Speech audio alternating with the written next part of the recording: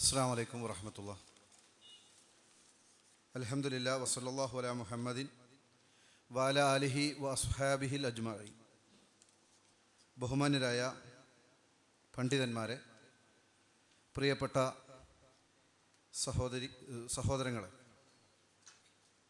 ഈ പ്രദേശത്തെ സലഫി ദാവ വിങ്ങിൻ്റെ പ്രവർത്തകരും KNM മർക്കസുദ്ദാവ നന്ദി യൂണിറ്റിൻ്റെ പ്രവർത്തകരും തമ്മിലുണ്ടായ സംസാരത്തിൻ്റെ അടിസ്ഥാനത്തിൽ 7/12/2013 ശനിയാഴ്ച 11:30 മുതൽ മൂടാടി സർവീസ് സഹകരണ ബാങ്ക് ഓഡിറ്റോറിയത്തിൽ നടന്ന ഈ സംവാദത്തിൻ്റെ വ്യവസ്ഥ നിശ്ചയിച്ചതിൻ്റെ അടിസ്ഥാനത്തിലാണ് ഇന്ന് ഇവിടെ ഒരുമിച്ച് കൂടിയിട്ടുള്ളത്. ഇവിടുത്തെ വ്യവസ്ഥ പ്രകാരം ഇരുവിഭാഗത്തിൽ നിന്നുമായി സദസ്സിൽ 50 ആളുകൾ മാത്രമേ ഉണ്ടാകുവാൻ പാടുള്ളൂ. ഓരോ വിഭാഗത്തിനും 25 ആളുകൾക്ക് മാത്രമാണ് വ്യവസ്ഥ പ്രകാരം ഇവിടെ ഇരിക്കുവാനുള്ള അനുമതിയുള്ളത്. ബാക്കിയുള്ള ആളുകൾ നമ്മുടെ ഈ ഒരു ചർച്ച സുഗമകരമായി മുന്നോട്ട് പോകുന്നതിനെ താല്പര്യം കാണിച്ചുകൊണ്ട് ഓഡിറ്റോറിയത്തിൽ നിന്ന് പുറത്തു പോകണം എന്ന് ആമുഖമായി ഉണർത്തുകയാണ്. 5 വീതം വളണ്ടിയർമാർക്കും അനുമതിയുണ്ട്. 9 വീതം പണ്ഡിതന്മാരും ഇരുവിഭാഗത്തിൽ നിന്നും ഓരോ മധ്യസ്ഥന്മാരുമാണ് ഇന്നത്തെ ഈ സംവാദത്തിൽ ഓഡിറ്റോറിയത്തിനുള്ളിലുണ്ടായിരിക്കുക. അതേപോലെ തന്നെ ഓഡിയോ വീഡിയോ റെക്കോർഡിങ്ങിനും മൈക്ക് ഓപ്പറേഷനും ആവശ്യമായ ആളുകൾക്കും ഇതിനുള്ളിൽ നിൽക്കാനുള്ള അനുമതിയുണ്ട്. കഴിഞ്ഞ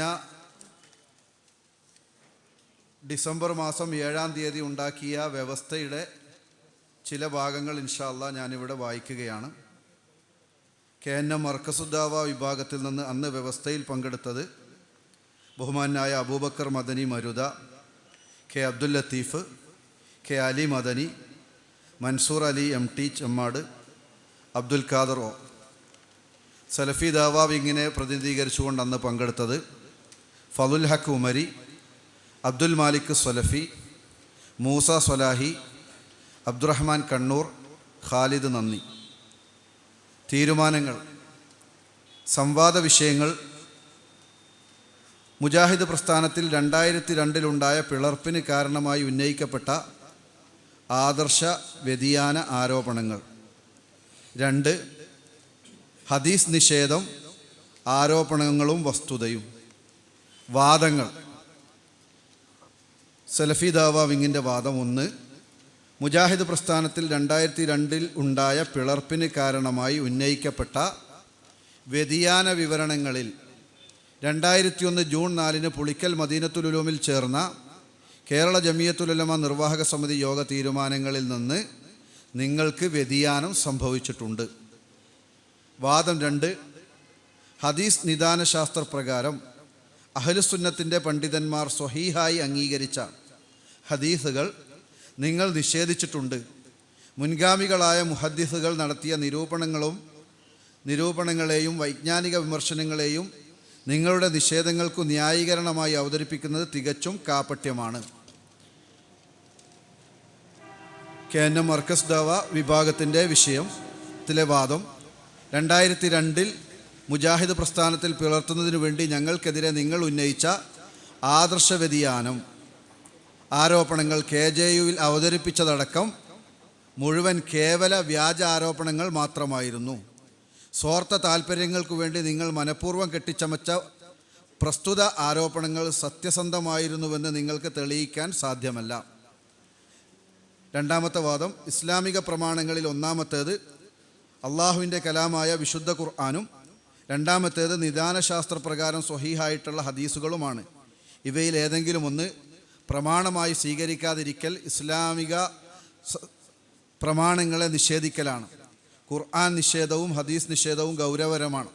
എന്നാൽ സ്വഹീഹുൽ ബുഖാരിയും സ്വഹീഹുൽ മുസ്ലിമും അടക്കമുള്ള ഹദീസ് ഗ്രന്ഥങ്ങളിലെ ഉള്ളടക്കം അള്ളാഹുവിൻ്റെ കലാമായ പരിശുദ്ധ ഖുർആനെ പോലെ വിമർശനത്തിന് അതീതമല്ല. പൗരാണികരായ പല ഹദീസ് പണ്ഡിതന്മാരും നാസറുദ്ദീൻ അൽബാനി അടക്കമുള്ള ആധുനികരായ ചില പണ്ഡിതന്മാരും പ്രസ്തുത ഹദീസ് ഗ്രന്ഥങ്ങളിലെ ഉള്ളടക്കത്തിൽ ചിലതിനെ ഹദീസ് നിദാന ശാസ്ത്രത്തിൻ്റെ അടിസ്ഥാനത്തിൽ വിമർശന വിധേയമാക്കിയിട്ടുണ്ട്. ഇത് ഹദീസ് നിഷേധമല്ല. ഇത്തരത്തിലുള്ളവ എടുത്തുദ്ധരിക്കുന്നതോ ഹദീസ് നിദാന ശാസ്ത്രപ്രകാരം പ്രസ്തുത ഗ്രന്ഥങ്ങളിലെ ഉള്ളടക്കത്തിൻ്റെ ചിലതിനെപ്പറ്റി നിരൂപണ വിധേയമാക്കുന്നതോ ഹദീസ് നിഷേധമല്ല. ഇതാണ് രണ്ട് വിഷയങ്ങളും ആ വിഷയങ്ങളെ അടിസ്ഥാനപ്പെടുത്തിയിട്ടുള്ള വാദങ്ങളും. തുടർന്ന് സംവാദത്തിൻ്റെ രീതിയും രൂപവുമെല്ലാം കണ്ടിട്ടുണ്ട്. ഇൻഷാ അല്ലാഹ് അബൂബക്കർ മദനി അത് വായിക്കും. എനിക്ക് ആമുഖമായി സൂചിപ്പിക്കാനുള്ളത്, നമ്മൾ കാര്യങ്ങൾ പരസ്പരം അറിയുവാനും മനസ്സിലാക്കുവാനും സത്യം വെളിപ്പെടുവാനും ബോധ്യപ്പെടുവാനുമുള്ളൊരു സംവിധാനമാണ്. ജയിക്കാനും തോൽപ്പിക്കുവാനുമുള്ള ഒരു സംവാദമല്ല. ഇപ്പോൾ സദസ്സിലുള്ള ഓരോരുത്തരും ഇരുവിഭാഗത്തിൽപ്പെട്ട ആളുകളും പൂർണ്ണമായും നമ്മുടെ ഈ സംവാദം ഇതിൻ്റെ രണ്ട് ഘട്ടവും ഭംഗിയായി പൂർത്തീകരിക്കുന്നത് വരെ വളരെ മാന്യമായി ഇതിനോട് സമീപിക്കണം. ഒരു നിലക്കും യാതൊരു തരത്തിലുള്ള പ്രകോപനവും സദസ്സിൽ നിന്ന് ഉണ്ടാകുവാൻ പാടില്ല. ഒരു ദീനീ സദസ്സ് എന്നുള്ള ആ ഒരു മാന്യതയോടു കൂടി തന്നെയായിരിക്കണം ആദ്യന്തം നമ്മൾ ഉണ്ടാകേണ്ടത്. അല്ലാഹു സുബ്ഹാനഹു തആല സത്യം സത്യമായി മനസ്സിലാക്കുവാൻ ഈ ഒരു ചർച്ചയെ സഹായിക്കുമാറാകട്ടെ. ഇതിൻ്റെ തുടർന്നുള്ള ഭാഗങ്ങൾ ഇൻഷാ അല്ലാഹ് അബൂബക്കർ മദനി വായിക്കുന്നതാണ്. അതിനുവേണ്ടി അദ്ദേഹത്തെ ക്ഷണിക്കും. അസ്സലാമു അലൈക്കും വറഹ്മത്തുള്ളാഹി. അൽഹംദുലില്ലാഹി റബ്ബിൽ ആലമീൻ. അസ്സലാത്തു വസ്സലാമു അലാ അഷ്റഫിൽ അംബിയാഇ വൽ മുർസലീൻ വഅലാ ആലിഹി വസ്സഹ്ബിഹി അജ്മഈൻ. അമ്മാ ബഅദ്. പ്രിയമുള്ളവരെ, അള്ളാഹുവിനെ സൂക്ഷിക്കണം എന്ന് ആമുഖമായി ഒരു വസിയത്തായിട്ട് പറയുകയാണ്. നമ്മൾ ഇവിടെ ഒരുമിച്ച് ചേർന്നത് എന്തിനാണെന്ന് ബഹുമാനായ സുഹൃത്ത് വായിച്ച് കേൾപ്പിക്കുകയുണ്ടായി. അതിൻ്റെ ബാക്കി കാര്യങ്ങൾ കൂടിയാണ് ഞാൻ വായിക്കുന്നത്. ഞാൻ ആദ്യമായിട്ട് അത് വായിക്കുകയാണ്. എല്ലാവരും ശ്രദ്ധിക്കണം. സംവാദത്തിൽ അംഗീകരിക്കപ്പെടുന്ന പ്രമാണങ്ങൾ: 1 വിശുദ്ധ ഖുർആൻ, 2 സഹീഹായ ഹദീസുകൾ, 3 സ്ഥിരപ്പെട്ട ഇജ്മാഅ്, വ്യക്തമായ ഖിയാസ്, 4 സംവാദ സ്ഥലം നന്ദിയിൽ സൗകര്യപ്രദമായ ഓഡിറ്റോറിയം എന്നാണ് അന്ന് തീരുമാനിച്ചത്. സംവാദ തീയതി 2014 മാർച്ച് മാസത്തിലെ ആദ്യത്തെ 2 ശനിയാഴ്ചകളിൽ 1, 8 തീയതികളിൽ. സമയം രാവിലെ 10 മണിക്ക് തുടങ്ങുക. ഇരുവിഭാഗത്തിലെയും പ്രാതിനിധ്യം: ഇരുവിഭാഗത്തിൽ നിന്നും 9 വീതം പണ്ഡിതന്മാർ. ഇരുവിഭാഗത്തിൽ നിന്നും ഓരോ മധ്യസ്ഥന്മാർ ഉണ്ടായിരിക്കണം. 5 വീതം വളണ്ടിയർമാർ. പരമാവധി 25 വീതം ശ്രോതാക്കൾ. വീഡിയോ ലൈവ്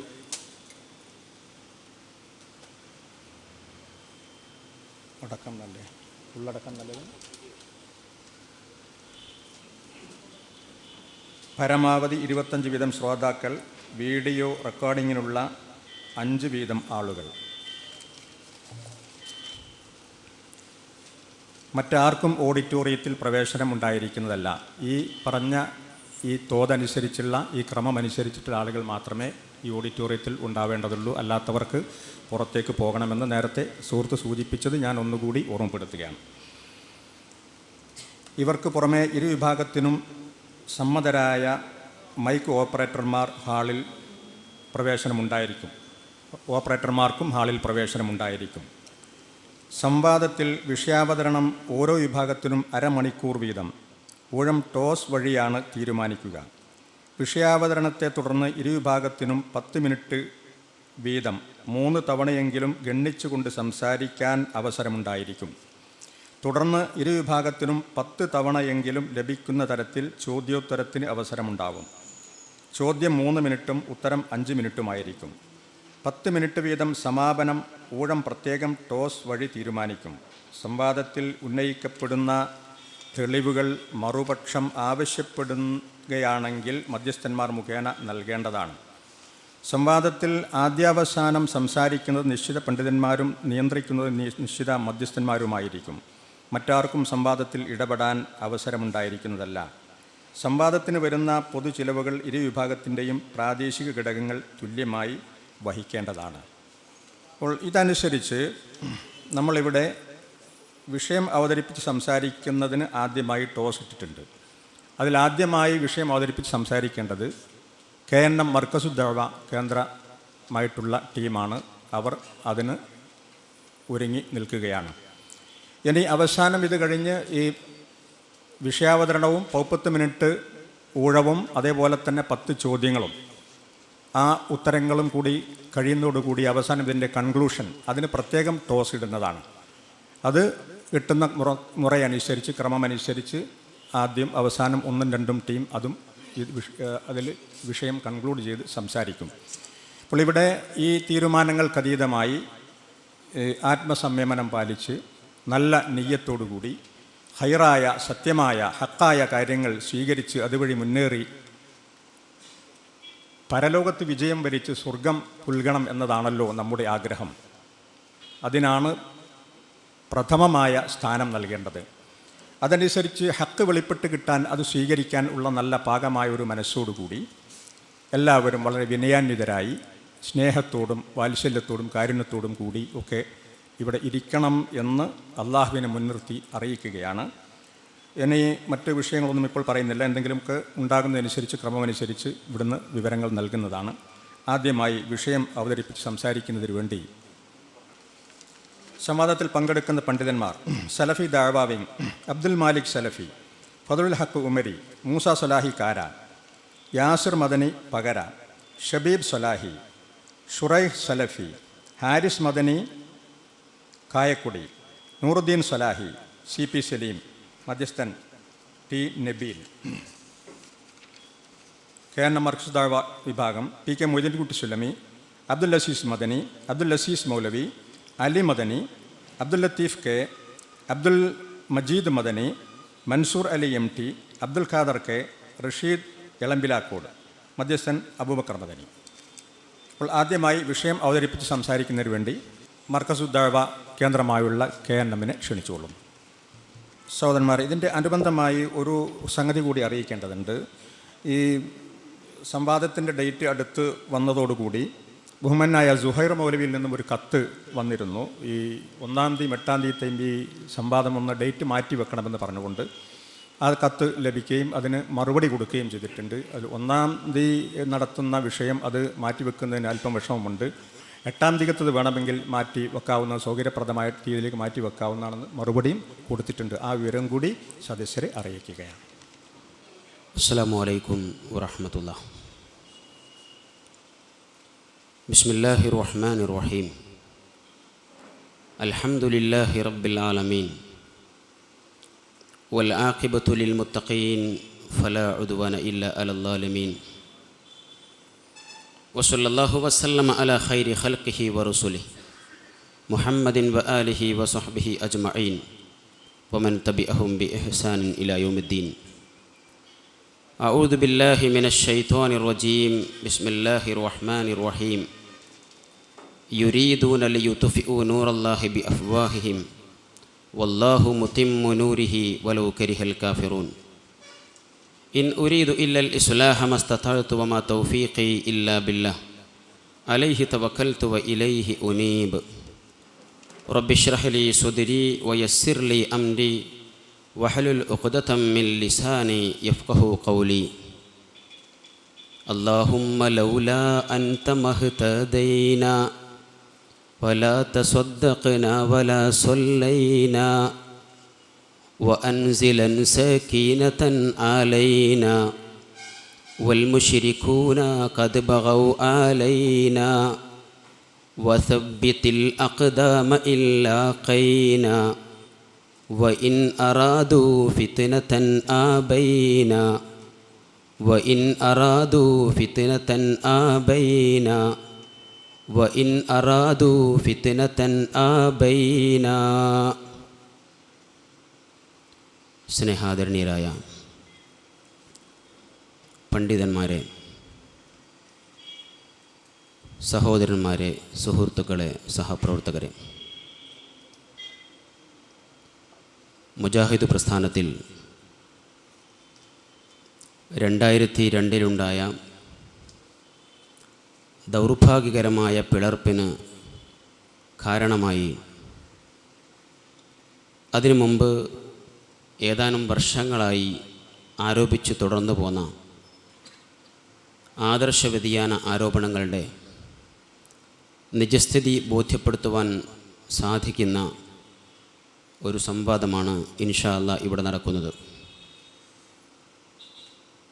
മുജാഹിദ് പ്രസ്ഥാനം കേരളക്കരയിൽ നിർവഹിച്ചു പോന്നിരിക്കുന്ന നവോത്ഥാന പ്രവർത്തനങ്ങളുടെ ഏറ്റവും സുപ്രധാനമായ തലം ഇസ്ലാമിക പ്രമാണങ്ങളിലേക്ക് മുസ്ലിം സമൂഹത്തെ തിരിച്ചു വിളിച്ചു എന്നുള്ളതാണ്.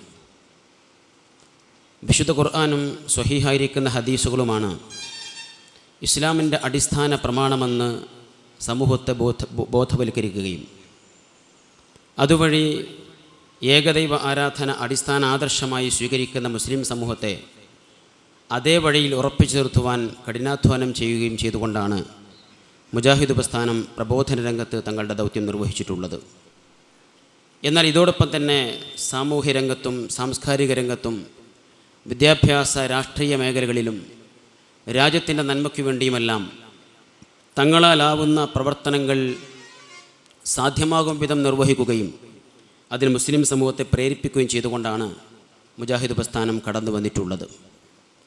എന്നാൽ വിശുദ്ധ ഖുർആനും പ്രവാചകചര്യയും അടിസ്ഥാന പ്രമാണമായി സ്വീകരിക്കുമ്പോൾ തന്നെ നമ്മുടെ മുൻഗാമികളായ പണ്ഡിതന്മാർക്കിടയിൽ ചില വിഷയങ്ങളിലൊക്കെ അഭിപ്രായ വ്യത്യാസങ്ങളും അഭിപ്രായ അന്തരങ്ങളുമൊക്കെ ഉണ്ടായിട്ടുണ്ട്. അതിൻ്റെ ഉദാഹരണങ്ങൾ നമുക്ക് സവിസ്തരം ബോധ്യപ്പെടുത്തുവാൻ സാധിക്കും. എന്നാൽ അവയെ ആ തലത്തിൽ തന്നെ കാണുകയും അതിനുള്ള സ്വാതന്ത്ര്യം ഒരു വേള വകവെച്ചു കൊടുക്കുകയും ചെയ്യുക എന്നതിനപ്പുറം അത് അവർക്കെതിരെയുള്ള ഒരു ആദർശ വ്യതിയാനമായി ചിത്രീകരിക്കുവാനും ചൂണ്ടിക്കാണിക്കുവാനും പൂർവ്വകാലത്ത് മുജാഹിദ് പ്രസ്ഥാനത്തിൻ്റെ ചരിത്രത്തിൽ ആളുകൾ ശ്രമിച്ചു പോന്നിട്ടില്ല. ധാരാളം അഭിപ്രായ വ്യത്യാസങ്ങൾ പല വിഷയങ്ങളും ഉണ്ടായിരുന്നു. എന്നിട്ടും അത് ആദർശ വ്യതിയാനമായി ചൂണ്ടിക്കാണിച്ചിട്ടില്ല.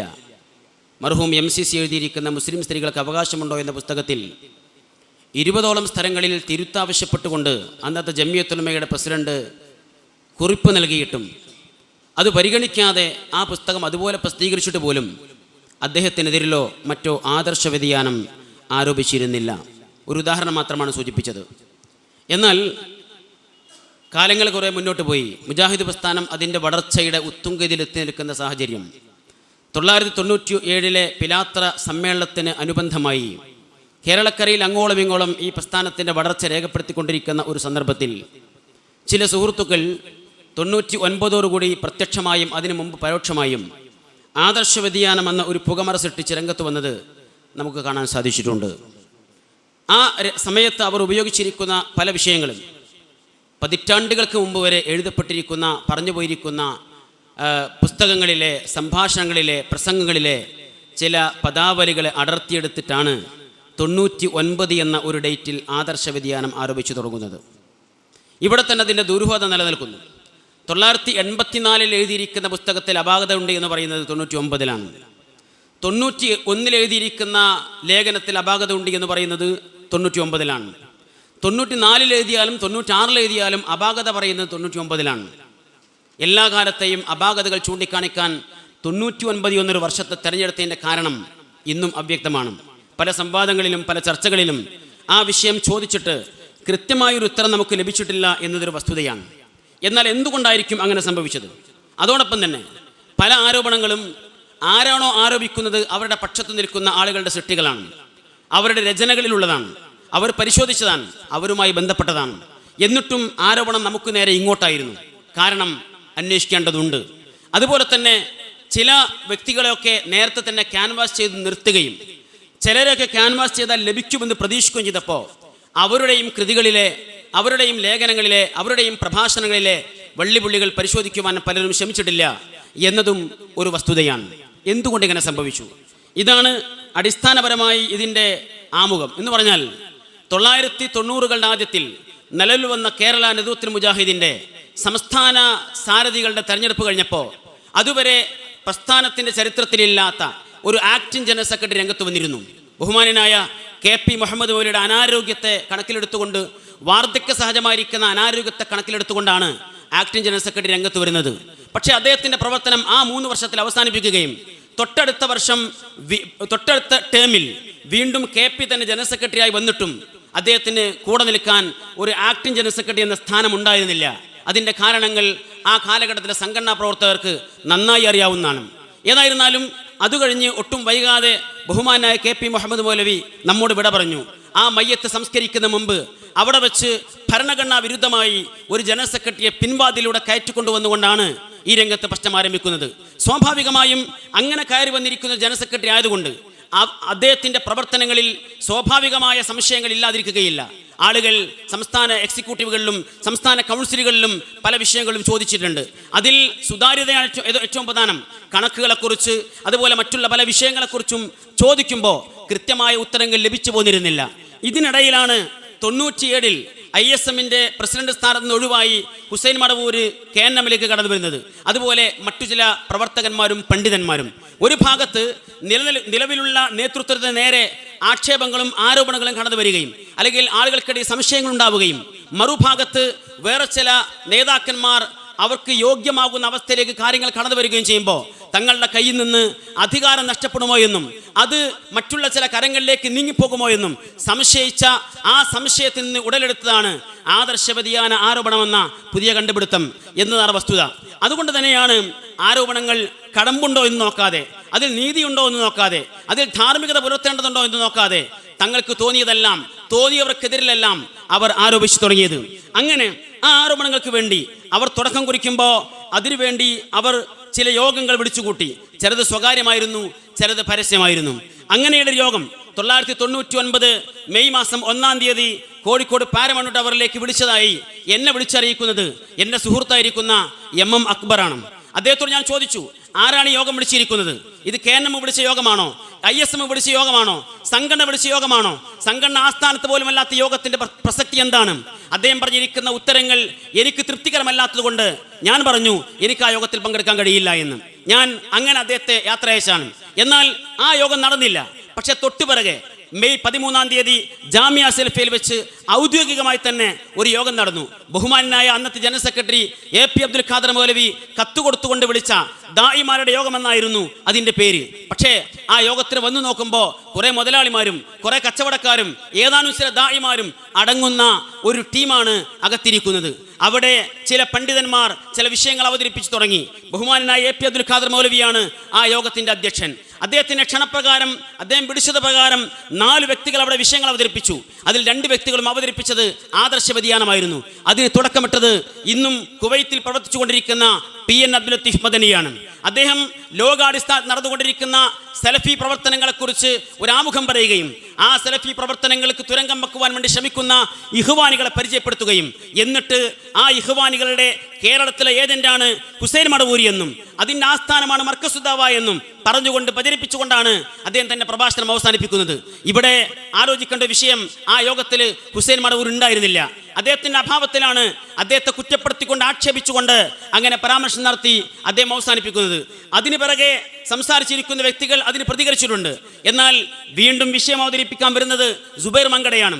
അദ്ദേഹം ജമാഅത്തുകാർക്കും സുന്നികൾക്കുമൊക്കെ മറുപടി പറയാൻ വേണ്ടി ഒരുങ്ങുന്നത് പോലെ ഒരു കെട്ട് ഫോട്ടോസ്റ്റാറ്റുമായിട്ടാണ് അദ്ദേഹം വന്നിരിക്കുന്നത്. എന്നിട്ട് അദ്ദേഹം ആദർശ വ്യതിയാന ആരോപണം തുടരുകയാണ്. അതിൽ പ്രഥമമായും ആരോപിക്കപ്പെട്ടിരിക്കുന്ന വിഷയങ്ങൾ തൗഹീദിലെ വ്യതിയാനം, തറാവിഹിലെ വ്യതിയാനം, കുനൂത്തിലെ വ്യതിയാനം, ഖുർആൻ വ്യാഖ്യാനങ്ങളുടെ വ്യതിയാനം തുടങ്ങി കുറേ വ്യതിയാനങ്ങൾ എന്ന് പറഞ്ഞ് കുറേ വിഷയങ്ങൾ അദ്ദേഹം അവതരിപ്പിച്ചു. എന്നാൽ അങ്ങനെ അവതരിപ്പിക്കുമ്പോൾ അതിനെ സപ്പോർട്ട് ചെയ്ത് അതിന് വേണ്ട എല്ലാ സഹായങ്ങളും ചെയ്തു കൊടുത്ത് അദ്ദേഹത്തെ പ്രൊട്ടക്ട് ചെയ്യുവാൻ സ്വന്തം ജ്യേഷ്ഠ സഹോദരൻ അബ്ദുറഹിമാൻ സലഫി കൂടെ ഉണ്ടായിരുന്നു എന്നത് നമുക്കറിയാം. അദ്ദേഹമാണ് അവിടെയുള്ള പല വിഷയങ്ങളിലും ഇടപെട്ട് ആ അനുകൂലമാക്കി തീർക്കുവാൻ ശ്രമിച്ചത് എന്ന് നാം മനസ്സിലാക്കിയിരിക്കുന്ന ഒരു സംഗതിയാണ്. അബ്ദുറഹിമാൻ സലഫിയും സഹോദരൻ സുബൈർ മങ്കടയും മറ്റൊരു സഹോദരൻ അബ്ദുള്ള സുല്ലമിയും അതുപോലെ മോങ്ങം അബ്ദുസലാമും ഒക്കെ ചേർന്ന് കേരളക്കരയിൽ ഒളിഞ്ഞും തെളിഞ്ഞും ഏതാനും കാലങ്ങളായി നടത്തിപ്പോന്നിരുന്ന ആദർശ വ്യതിയാന ആരോപണങ്ങൾ പൊതുവായി പബ്ലിക്കായി പറഞ്ഞു തുടങ്ങുകയായിരുന്നു അവിടെ എന്നതാണ് വസ്തുത. എന്നാൽ അവിടെ ആരോപിച്ചിരിക്കുന്ന ആരോപണങ്ങളിൽ ഒന്നാമത്തെ വിഷയം തൗഹീദ് തന്നെയാണ്. ആ തൗഹീദിലെ വ്യതിയാനം നമ്മൾ അന്ന് മുതൽ ചോദിക്കുന്നുണ്ട്. തൗഹീദിലെ വ്യതിയാനം എന്നുകൊണ്ട് ഉദ്ദേശിക്കുന്നത് ഷിർക്കിലേക്കുള്ള കടന്നുകയറ്റമാണോ? ഞങ്ങളിൽ ആരെങ്കിലും, ഞങ്ങളുടെ നേതാക്കന്മാരിൽ ആരെങ്കിലും ഷിർക്കിലേക്ക് കടന്നു പോയിട്ടുണ്ടോ? ഷിർക്ക് ചെയ്യുന്നുണ്ടോ? ഈ ചോദ്യത്തിന് ഒരിക്കൽ പോലും എവിടെയും ഒരു സംവാദവേദിയിൽ പോലും ഉത്തരം പറയുവാൻ മറുഭാഗത്തുള്ള ആളുകൾ ശ്രമിച്ചിട്ടില്ല. അതിന് ഉത്തരം കിട്ടിയിട്ടുമില്ല. എന്നാൽ പിന്നെ പറഞ്ഞു പോകുന്നത് അത് തൗഹീദിനെ മനസ്സിലാക്കേണ്ട വിധം മനസ്സിലാക്കാതിരിക്കലും, തൗഹീദ് ഉൾക്കൊള്ളേണ്ട വിധം ഉൾക്കൊള്ളാതിരിക്കലും, തൗഹീദ് പ്രചരിപ്പിക്കേണ്ട വിധം പ്രചരിപ്പിക്കാതിരിക്കലും, തൗഹീദിന് കൊടുക്കേണ്ട പ്രാധാന്യം കൊടുക്കാതിരിക്കലും ഒക്കെയാണ് എന്ന് പറയാൻ ശ്രമിച്ചു. അതിനിടയിലാണ് തൗഹീദിൽ വ്യതിയാനം എന്ന പേരിൽ എന്ന രൂപത്തിൽ അള്ളാഹുവിൻ്റെ അസ്മാഉ സിഫാത്തുമായി ബന്ധപ്പെട്ട ചില പരാമർശങ്ങൾ എടുത്തുദ്ധരിച്ചു. അതിലൊന്നിങ്ങനെയാണ് ഇസ്ലാം ഒന്നാം വാള്യത്തിൽ വന്നിരിക്കുന്ന ഒരു പരാമർശം. പ്രപഞ്ചാതീതനായ ദൈവം പ്രപഞ്ചത്തിന് പുറത്ത് ഏഴാനാകാശത്തിന് മുകളിൽ സിംഹാസനാരൂഢനായിരിക്കുന്ന സ്വേച്ഛാധിപതിയായ ഒരു ചക്രവർത്തിയാണെന്ന ധാരണ ഇസ്ലാം വളർത്തുന്നില്ല എന്ന പരാമർശം ഇസ്ലാം ഒന്നാം വാള്യത്തിൽ നിന്ന് എടുത്തുദ്ധരിക്കുകയുണ്ടായി. യഥാർത്ഥത്തിൽ അത് എടുത്തുദ്ധരിച്ചത് ഹുസൈൻ മടവൂരിൻ്റെയും അബൂബക്കർ കാരക്കുന്നിനെയും മുസ്തഫ ഫാറൂഖിയെയും ISMന്റെ പ്രവർത്തകന്മാരെയും ലക്ഷ്യം വെച്ചുകൊണ്ടായിരുന്നു. കാരണം യുവതയാണല്ലോ ഇസ്ലാം വാള്യങ്ങൾ പുറത്തിറക്കിയിരിക്കുന്നത്. എന്നാൽ വസ്തുതകൾ പരിശോധിച്ചപ്പോഴോ ആ ഭാഗം അടങ്ങുന്ന ലേഖനം തന്നെ എഴുതി നൽകിയത് സാക്ഷാൽ MM അക്ബറും അത് പരിശോധിച്ച് നൽകിയത് അദ്ദേഹത്തിൻ്റെ ഒന്നാമത്തെ അമ്മോശനായിരിക്കുന്ന ജനാബ് AP അബ്ദുൽ ഖാദർ മൗലവിയുമായിരുന്നു. എന്നിട്ട് ആ വസ്തുതകൾ മറച്ചുവെച്ച് ആ യോഗത്തിന്റെ അധ്യക്ഷനായിരിക്കുന്ന AP അബ്ദുൽ ഖാദർ മൗലവി ആ വിഷയത്തെ പരാമർശിച്ചില്ല, അതിനോട് പ്രതികരിച്ചില്ല. ആ സദസ്സിൽ ഒന്നാമത്തെ ലൈനിലിരിക്കുന്ന MM അക്ബർ ആ വിഷയത്തെക്കുറിച്ച് മിണ്ടിയില്ല. താൻ എഴുതിയതാണ് എന്ന് അദ്ദേഹത്തിന് അറിയാം, തൻ്റെ അമ്മോശൻ പരിശോധിച്ചാണ് എന്നും അദ്ദേഹത്തിന് അറിയാം. അറിഞ്ഞിട്ടും ആ വിഷയത്തിൽ അദ്ദേഹം പ്രതികരിച്ചില്ല. മറിച്ച് അത് നമുക്ക് നേരെയുള്ള ആദർശ വ്യതിയാനമായി കിടക്കട്ടെ എന്ന നിലക്ക് അങ്ങനെ മാറ്റിവെക്കുകയായിരുന്നു. ഈ നിലക്കാണ് ഓരോ വ്യതിയാന ആരോപണങ്ങളും കടന്നു വന്നത്. ഇത് മറ്റൊരിക്കൽ ബഹുമാനായ AP അബ്ദുൽ ഖാദർ മൗലവി നേരിട്ട് ISMന്റെ നേതാക്കന്മാരോട് സംസാരിച്ചപ്പോൾ അവരെടുത്തു പറഞ്ഞു, സർ അത് എഴുതിയത് അക്ബറാണല്ലോ എന്ന്. അദ്ദേഹത്തിന്റെ പ്രതികരണം എങ്ങനെയായിരുന്നു? അക്ബറാണെങ്കിലും വേണ്ടിയില്ല, അസ്ഗറാണെങ്കിലും വേണ്ടിയില്ല, അത് ഏറ്റവും വലിയൊരു വ്യതിയാനം തന്നെയാണ് എന്ന്. അന്ന് നമ്മുടെ നേതാക്കന്മാർ പറഞ്ഞു, സർ അത് പരിശോധിച്ച് നൽകിയിരിക്കുന്നത് താങ്കൾ തന്നെയാണല്ലോ എന്ന്. അതിന് അദ്ദേഹം പ്രതികരിച്ചത്, അക്ബർ ഒരു ലേഖനം കൊണ്ടുവന്നിരുന്നു, അത് ഞാൻ അതിൻ്റെ ആദ്യത്തെ 5-6 പേജ് മാത്രമേ നോക്കിയിട്ടുള്ളൂ, എനിക്ക് മുഴുവൻ നോക്കാൻ പറ്റിയിട്ടില്ല. ചൂണ്ടിക്കാണിച്ചു, നിങ്ങൾ നോക്കിയിരിക്കുന്ന 5-6 പേജ് ഉണ്ടല്ലോ, ആദ്യത്തെ ആ പേജിൽ തന്നെയാണ് ഈ ആരോപണം ഉള്ളത് എന്ന്. അതോടുകൂടി ബഹുമാനായ AP അബ്ദുൽ ഖാദർ മൗലവി അതിനെക്കുറിച്ചുള്ള പരാമർശം എന്നേക്കുമായി അവസാനിപ്പിക്കുകയായിരുന്നു. ഇങ്ങനെയുള്ള കള്ളക്കളികൾ നടത്തിക്കൊണ്ടാണ് ആദർശ വ്യതിയാന ആരോപണങ്ങൾക്ക് തുടക്കമിട്ടിരിക്കുന്നത്. തൗഹീദിൽ ഞങ്ങൾക്ക് സംഭവിച്ചിരിക്കുന്നു എന്ന് പറയുന്ന വ്യതിയാനത്തിന്റെ ഒന്നാമത്തെ വിഷയം അപ്പുറത്തുള്ള ആളുകൾ എഴുതിയതും അവർ പരിശോധിച്ചതും അവർ നൽകിയതും അവരെ വിശ്വസിച്ചുകൊണ്ട് മാത്രം യുവത പ്രസിദ്ധീകരിച്ചതുമായിരുന്നു. എന്നിട്ടും വ്യതിയാനം ISMനും ഹുസൈൻ മടവൂരിനും അബൂബക്കർ കാരക്കുന്നിനും മുസ്തഫ ഫാറൂഖിക്കും എതിരിൽ, അത് അക്ബറിനെതിരിൽ വ്യതിയാനാരോപണമില്ല, AP അബ്ദുൽ ഖാദർ മൗലവിക്കെതിരെ വ്യതിയാനാരോപണമില്ല. സമാനമായ ആശയങ്ങൾ ഉള്ള മറ്റൊരു ഗ്രന്ഥം തന്നെ, ഒരു പുസ്തകം തന്നെ ഇതിൻ്റെയും വർഷങ്ങൾക്ക് മുമ്പ് ബഹുമാനനായ മർഹൂം കുഞ്ഞീദ് മദനി എഴുതിയത് അഹ്ലുസുന്നത്ത് വൽ ജമാഅ എന്ന പേരിൽ കേന്ദ്രം തന്നെ പ്രസിദ്ധീകരിച്ചിട്ടുണ്ടായിരുന്നു. ആ പുസ്തകത്തിൽ സമാനമായ പരാമർശങ്ങളുണ്ട്. എന്നിട്ട് കുഞ്ഞീദ് മദനിക്കെതിരിൽ വ്യതിയാനാരോപണമില്ല, അതുപോലെ തന്നെ കേന്ദ്രമെതിരെ വ്യതിയാനാരോപണമില്ല, അതിൻ്റെ നേതാക്കന്മാർക്കെതിരിൽ വ്യതിയാനാരോപണങ്ങളില്ല. ഇങ്ങനെയാണ് ഓരോ വിഷയങ്ങളും കടന്നു വന്നത്. പിന്നെ മറ്റൊരു ആരോപണം വന്നത് തൗഹീദിനെ നമ്മൾ 3ആയി വിഭജിക്കുന്നില്ല എന്ന്. റുബൂബിയത്ത്, ഉലൂഹിയത്ത്, അസ്മാഉ വസിഫാത്ത് എന്നിങ്ങനെ 3ആയി വിഭജിച്ചെങ്കിൽ മാത്രമേ തൗഹീദ് പൂർണ്ണമാവുകയുള്ളൂ എന്ന് പറയുകയും അത് വിഭജിക്കാത്തവരാണ് നമ്മൾ എന്ന് പറഞ്ഞുകൊണ്ട് ബഹുമാനനായ CP ഉമർ സലിമി അടക്കമുള്ള ആളുകളെ ലക്ഷ്യം വെച്ചുകൊണ്ട് ഒളിയമ്പുകളെ എഴുതുകയായിരുന്നു. നാം അന്നും ചോദിച്ചു വന്നൊരു ചോദ്യമുണ്ട്. എങ്കിൽ സുഹൃത്തുക്കളെ, ഇങ്ങനെ ആരോപിക്കുവാൻ നിങ്ങൾക്ക് അവകാശമുണ്ടോ? ധാർമ്മികമായ അവകാശമുണ്ടോ? കാരണം നിങ്ങൾ തന്നെ, അഥവാ കേരള നദുവത്തുൽ മുജാഹിദീൻ മുജാഹിദ് സെന്ററിൽ നിന്ന് വർഷങ്ങളായി പ്രസിദ്ധീകരിച്ചുകൊണ്ടിരിക്കുന്ന കണ്ണൂർ അബ്ദുൽ ഖാദർ മൗലവി എഴുതിയിരിക്കുന്ന അത്തൗഹീദ് എന്ന പുസ്തകത്തിൽ എത്രയാണ് തൗഹീദ് എണ്ണിയത്? 3ആണോ 2ആണോ 1ആണോ എന്ന ചോദ്യത്തിന് ഇന്നോളം പ്രതികരിക്കുവാൻ അവർ തയ്യാറായില്ല.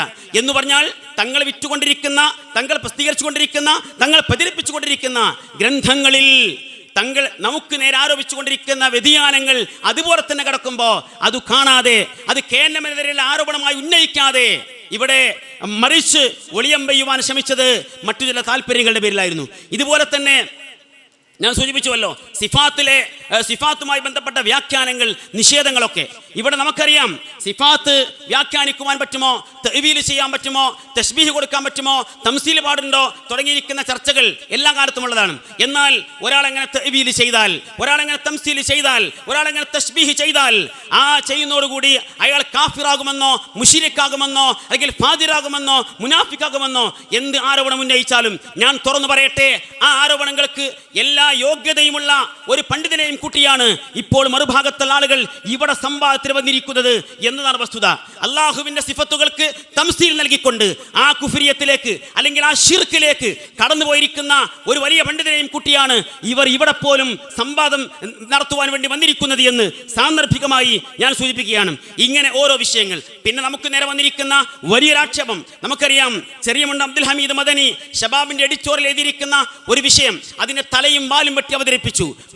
പ്രബോധനത്തിന് പൊതു താല്പര്യ മേഖല എന്ന പേരിൽ അത് കൊണ്ടുവന്ന് അതിന്റെ ചില ഭാഗങ്ങൾ മാത്രം വായിച്ചു കൊളിപ്പിക്കുകയും മുഴുവൻ വായിക്കാതെ മുഴുവൻ പറഞ്ഞു കൊടുക്കാതെ എന്താണ് വസ്തുത എന്ന് ബോധ്യപ്പെടുത്താതെ അതൊരു വ്യതിയാന ആരോപണമാക്കി കൊണ്ടുവരികയായിരുന്നു. എന്നാൽ അതിന്റെ വസ്തുതകൾ ചെറിയമുണ്ട് അബ്ദുൽ ഹമീദ് മദനി തന്നെ വ്യക്തമായി ജമിയത്തിനോട് മുമ്പിൽ സമർപ്പിച്ചിട്ടുണ്ട്. എന്നാൽ ഇതേ സമയത്ത് തങ്ങളുടെ കൂടെ നിൽക്കുന്ന ഡോക്ടർ സുൽഫിക്കർ അലി അവരുടെ സോവനീറുകളിൽ ആവർത്തിച്ചെഴുതിയിരിക്കുന്ന വാക്യങ്ങൾ ആരും കണ്ടില്ല, ആരും ശ്രദ്ധിച്ചില്ല. അവർക്ക് എഴുതാം, അവർക്ക് പറയാം, അവർക്ക് പ്രചരിപ്പിക്കാം. തൗഹീദ് പ്രബോധനത്തിന് ഇങ്ങനെയുള്ള മാർഗങ്ങൾ പാലം പണി അനിവാര്യമാണ് എന്ന് എഴുതിയാലും അവർക്ക് വ്യതിയാനം സംഭവിക്കുമായിരുന്നില്ല. അങ്ങനെയാണ് കാര്യങ്ങൾ കടന്നുപോയത്. ഓരോ വിഷയത്തിലും ഇങ്ങനെ നമ്മൾ കൃത്യമായി എന്താണ് വസ്തുത എന്ന് ആളുകളെ ബോധ്യപ്പെടുത്തിയിട്ടും അത് കേൾക്കാതെ അത് ശ്രദ്ധിക്കാതെ ആദർശ വ്യതിയാന ആരോപണമായി മുന്നോട്ട് പോവുക തന്നെയായിരുന്നു. അതുപോലെ കർമ്മങ്ങളിലേക്ക് വന്നാൽ പ്രധാനമായും വന്ന മറ്റൊന്നായിരുന്നു തറാവീഹ്. ഹുസൈൻ മടവൂര് 984 എഴുതിയിരിക്കുന്ന നമസ്കാരം എന്ന പുസ്തകം, ആ പുസ്തകത്തിൽ തറാവീഹിനെ കുറിച്ച് പറഞ്ഞെടുത്ത് 11 റക്അത്താണ് ഉത്തമമെന്ന് പറയാൻ 3 തവണ ആവർത്തിച്ചുകൊണ്ട് ആയിഷ റളിയല്ലാഹു അൻഹയുടെ ആ റിപ്പോർട്ട് ഉദ്ധരിച്ചുകൊണ്ട് അദ്ദേഹം അതിൽ സമർത്ഥിക്കുന്നുണ്ട്. എന്നാൽ ലോകത്ത് 26 നമസ്കരിക്കുന്നവരും 23 നമസ്കരിക്കുന്നവരും 36 നമസ്കരിക്കുന്നവരും ഒക്കെ ഉണ്ട് എന്നും അദ്ദേഹം എഴുതിയിട്ടുണ്ട്. എന്നാലും അദ്ദേഹം വീണ്ടും വീണ്ടും ആവർത്തിച്ചത് 11 റക്അത്തിൽ പരിമിതപ്പെടുത്തുകയാണ് ഉത്തമമെന്നാണ്. എന്നാൽ അത് ഒരു വ്യതിയാനമായി കണ്ടിട്ട്, അഥവാ 11-ലേറെ നമസ്കരിക്കാൻ പാടുണ്ടോ ഇല്ലയോ എന്ന് പറഞ്ഞിട്ടില്ല എന്നതൊരു വ്യതിയാനമായി കണ്ട് അദ്ദേഹത്തിന് നേരെ തറാവീഹിലെ വ്യതിയാനം ആരംഭിച്ചു. പക്ഷേ ആ സമയത്തും തങ്ങളെ കൂടെ കൊണ്ട് നടക്കുന്ന, ഇപ്പോഴും ഈ ആളുകൾ കൂടെ കൊണ്ട് നടന്നുകൊണ്ടിരിക്കുന്ന ബഹുമാനായ ഹുസൈൻ സലഫിയുടെ പ്രഭാഷണം നമ്മളാരും വിസ്മരിച്ചിട്ടില്ല, മറന്നിട്ടില്ല. അദ്ദേഹം പറഞ്ഞത് ഹദീസുകൾ ഉദ്ധരിച്ചുകൊണ്ട് ഇതെല്ലാം പഠിപ്പിക്കുന്നത് തറാവീഹ് 11-ൽ പരിമിതപ്പെടുത്തുകയാണ് ഉത്തമം എന്നതാണ്. എന്നാൽ അതിലപ്പുറമുള്ള റക്അത്തുകൾ ആരെങ്കിലും നമസ്കരിച്ചാൽ അത് ഹറാമായൊരു പണിയാണെന്നോ ഇസ്ലാം ദീനിൽ നിന്ന് പുറത്തു പോകുന്നൊരു പണിയാണെന്നോ നരകത്തിൽ പോകുന്നൊരു പണിയാണെന്നോ ആർക്കും അഭിപ്രായമില്ല എന്ന് പ്രസംഗിച്ചിരിക്കുന്ന ഹുസൈൻ സലഫിക്ക് ഒരു വ്യതിയാനവും ആരും ഉന്നയിച്ചില്ല. പക്ഷേ 11-ൽ പരിമിതപ്പെടുത്തുന്ന ഉത്തമമാണ് എന്ന് പറഞ്ഞ് അവിടെ നിർത്തിയിരിക്കുന്ന ഹുസൈൻ മടവൂരിനെ ആക്ഷേപിക്കുവാൻ വടി തിരഞ്ഞെടുക്കുകയായിരുന്നു. അങ്ങനെ മുന്നോട്ട് പോയത്. ഇതുപോലെ തന്നെ ഒരുപാട് ഇതിന് സമാനമായിരിക്കുന്ന കാര്യങ്ങൾ വേറെയും കാണാൻ കഴിയും മറ്റു ഗ്രന്ഥങ്ങളിൽ. ഞാൻ സമയക്കുറവ് കൊണ്ട് വിശദമായി കടന്നു പോകുന്നില്ല. മറ്റൊരു ആരോപണം, ഹുസൈൻ മടവൂര് കുനൂത്ത് ഓതുന്ന ആളാണ്. ഏതോ ഒരു യാത്രയിൽ ഒരു സുന്നിപ്പള്ളിയിൽ കയറി അവിടുന്ന് കുനൂത്ത് ഓതിയിട്ടുണ്ട് പറയുന്നത്. ആ സംഭവത്തെക്കുറിച്ച് അവർ റിപ്പോർട്ട് ചെയ്യുന്നത് അതിൻ്റെ 10 കൊല്ലം കഴിഞ്ഞിട്ടാണ് എന്ന് പറഞ്ഞാൽ ഇത് സതുദ്ദേശപരമല്ല എന്നുറപ്പ് ഹുസൈൻ മടവൂർ അന്വേഷിച്ചു. അദ്ദേഹത്തിന് അങ്ങനെ സംഗതി അറിയില്ല, ഓർമ്മയില്ല. എന്നാൽ അതിന് രേഖയില്ലല്ലോ. നമസ്കരിച്ചു എന്നോ നമസ്കരിച്ചില്ല എന്ന് പറയാൻ രേഖയില്ല. രേഖയുള്ള വിഷയം ഇവരുടെ കയ്യിൽ തന്നെയുണ്ട്. ഞാൻ സൂചിപ്പിച്ചുവല്ലോ, മെയ് 1-ാം തീയതി ഇവർ വിളിച്ചു വത്തിരിക്കുന്ന യോഗത്തിന് അഡ്രസ് ചെയ്തത് സാക്ഷാൽ ഉമർ മൗലവിയുടെ പേരായിരുന്നുവെങ്കിൽ അതേ ഉമർ മൗലവി അതിൻ്റെ തൊട്ട് മുമ്പുള്ള ഫെബ്രുവരി മാസത്തെയും മാർച്ച് മാസത്തെയും അതേ മെയ് മാസത്തെയും സെലിസബീലുകളിൽ എഴുതി വെച്ച് എന്തായിരുന്നു? കുനൂത്ത് ഓതുന്ന ഇമാമിനെ തുടർന്ന് നമസ്കരിക്കുന്നതുമായി ബന്ധപ്പെട്ട അദ്ദേഹത്തിന്റെ വിഷയത്തിൽ അദ്ദേഹം എടുത്തു വച്ചിരിക്കുന്ന വളരെ പ്രധാനപ്പെട്ട സംഗതി കുനൂത്ത് ബിദ്അത്താണ് എന്ന് മുറിച്ചു പറയാൻ എൻ്റെ മനസ്സനുവദിക്കുന്നില്ല എന്നാണ്. അത്ര ശക്തമായി അദ്ദേഹം എഴുതിയിട്ട് അതിൽ ഉറച്ചു നിന്നിട്ട് തിരുത്താൻ ആവശ്യപ്പെട്ടിട്ടും എനിക്ക് എൻ്റെ മനസ്സുകൊണ്ട് ചിന്തിക്കാനേ പറ്റൂ എന്ന് പറഞ്ഞ് ഉറച്ചു നിന്നിരിക്കുന്ന അദ്ദേഹത്തിനെതിരെ വ്യതിയാനം ആരോപിച്ചില്ല, ഒരാരോപണം ഉണ്ടായില്ല.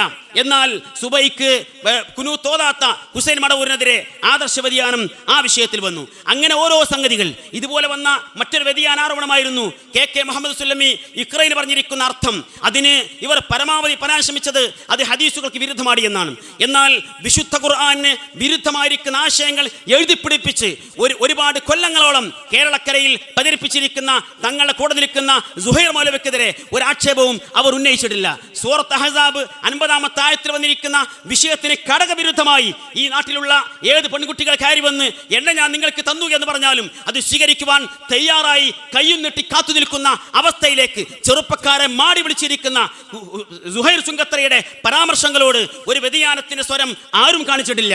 അതുപോലെ തന്നെ സമാനമായിരിക്കുന്ന പലതും. ഇനി ഇഖ്റയുടെ അർത്ഥം തന്നെയാണെങ്കിലോ സെൽസബിയിലാണ് ഒരു വേള KK മുഹമ്മദ് സുല്ലമിയുടെ ഇത് സംബന്ധമായിരിക്കുന്ന ഒരു പ്രഭാഷണം രേഖപ്പെടുത്തി കൊടുത്തിട്ടുള്ളത്. അതുപോലെ തന്നെ ഷൗക്കത്ത് അലി അത് സംബന്ധമായി ആ വിഷയത്തിൽ എഴുതിയിട്ടുണ്ട്.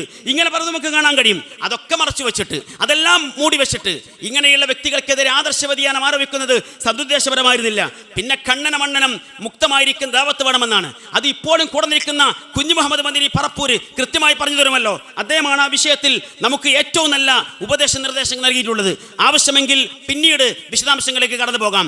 പിന്നെ കുറെ വെട്ടിമുറിച്ച കാര്യങ്ങൾ, പിന്നെ നമ്മുടെ കാരണവന്മാരെ കുറിച്ച് അവർ ലോകത്തെ പിറകോട്ട് പിടിച്ചു വരിക്കുന്ന ഉറക്കം തൂങ്ങികളാണ് എന്ന് ഹുസൈൻ മടവൂർ എഴുതിയിരിക്കുന്നു എന്ന് പ്രചരിപ്പിച്ചിരിക്കുന്ന ആളുകൾ ആ ലേഖനം, അതിന്റെ ആ ഒരു പാരഗ്രാഫെങ്കിലും പൂർണ്ണമായി വായിക്കുവാനോ വായിച്ച് കേൾപ്പിക്കുവാനോ ഇന്നോളം ശ്രമിച്ചിട്ടില്ല.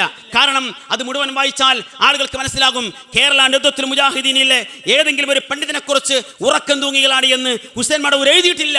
മറിച്ച് അങ്ങനത്തെ ഒരു സംഗതി പശ്ചാത്തലത്തില്ല എന്നാണ് എഴുതിയിരിക്കുന്നത് എന്ന് ആ ലേഖനം വായിക്കുന്ന ആളുകൾക്ക് മനസ്സിലാകും. അങ്ങനെ തന്നെയാണ് ISMന്റെ പ്രവർത്തകന്മാരെ കുറിച്ച് ഹുസൈൻ മടവൂർ ഷബാബിലൂടെ എഴുതിയിരിക്കുന്ന ഒരു ലേഖനത്തിൽ, നേതൃമാറ്റം അനിവാര്യമെന്ന ലേഖനത്തിൽ അദ്ദേഹം പറഞ്ഞിരുന്നു, അകാല വാർദ്ധക്യം പ്രാപിച്ചിരിക്കുന്ന മസ്തിഷ്കം വറ്റിവരണ്ടിരിക്കുന്ന ആളുകൾ എന്ന ഒരു പ്രയോഗം. ഇത് ISMലെ തന്നെ 40 വയസ്സ് പൂർത്തിയായിട്ടില്ലാത്തത് കൊണ്ട് മാത്രം പുറത്തിറങ്ങിയിട്ടില്ലാത്ത ആളുകളെ പരാമർശിച്ചുകൊണ്ടാണ് എന്ന് ആ ലേഖനം വായിക്കുന്ന ആർക്കും മനസ്സിലാകും.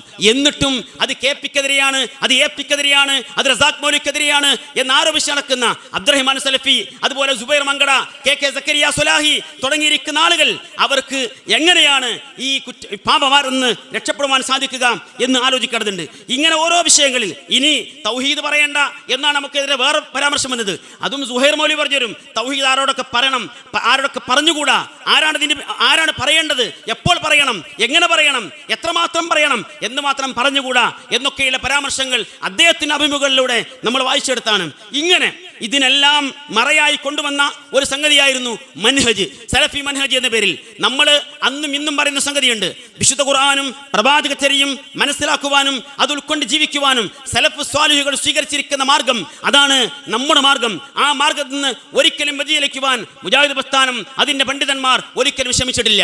എന്നാൽ നമുക്ക് നേരെ ആ മൻഹജ് എന്നൊരു മറ വെച്ചിട്ട് ലോകത്ത് ഇന്ന് ജീവിച്ചിരിക്കുന്ന സലഫികൾ എന്ന് പറയുന്ന ആളുകൾ അവർ കൊണ്ടുവരുന്ന വിഷയങ്ങളെ പ്രമാണമാക്കി കൊണ്ടുവരുവാനും അത് നമുക്കെതിരെ ഉന്നയിക്കുവാനുമായിരുന്നു യഥാർത്ഥത്തിൽ ഈ ശ്രമം നടത്തിയത്. 99 ഏപ്രിൽ മാസത്തിൽ കുവൈത്തിലെ ഇഹ്യാഉത്തുറാസിൽ ഇസ്ലാമി ഇറക്കിയിരിക്കുന്ന അൽ ഫുർഖാൻ എന്ന മാസികയുടെ പുറംചട്ട കാണാത്തവർ മുജാഹിദ് പ്രസ്ഥാനത്തിൽ ഉണ്ടാവുകയില്ല. അവിടെയാണ് എണ്ണക്കുപ്പിയും വെള്ളക്കുപ്പിയും ഖുർആനും വെച്ച് പുതിയ ചികിത്സാ രീതികൾക്ക് തുടക്കം കുറിക്കുവാൻ ആഹ്വാനം ഉണ്ടാകുന്നത്.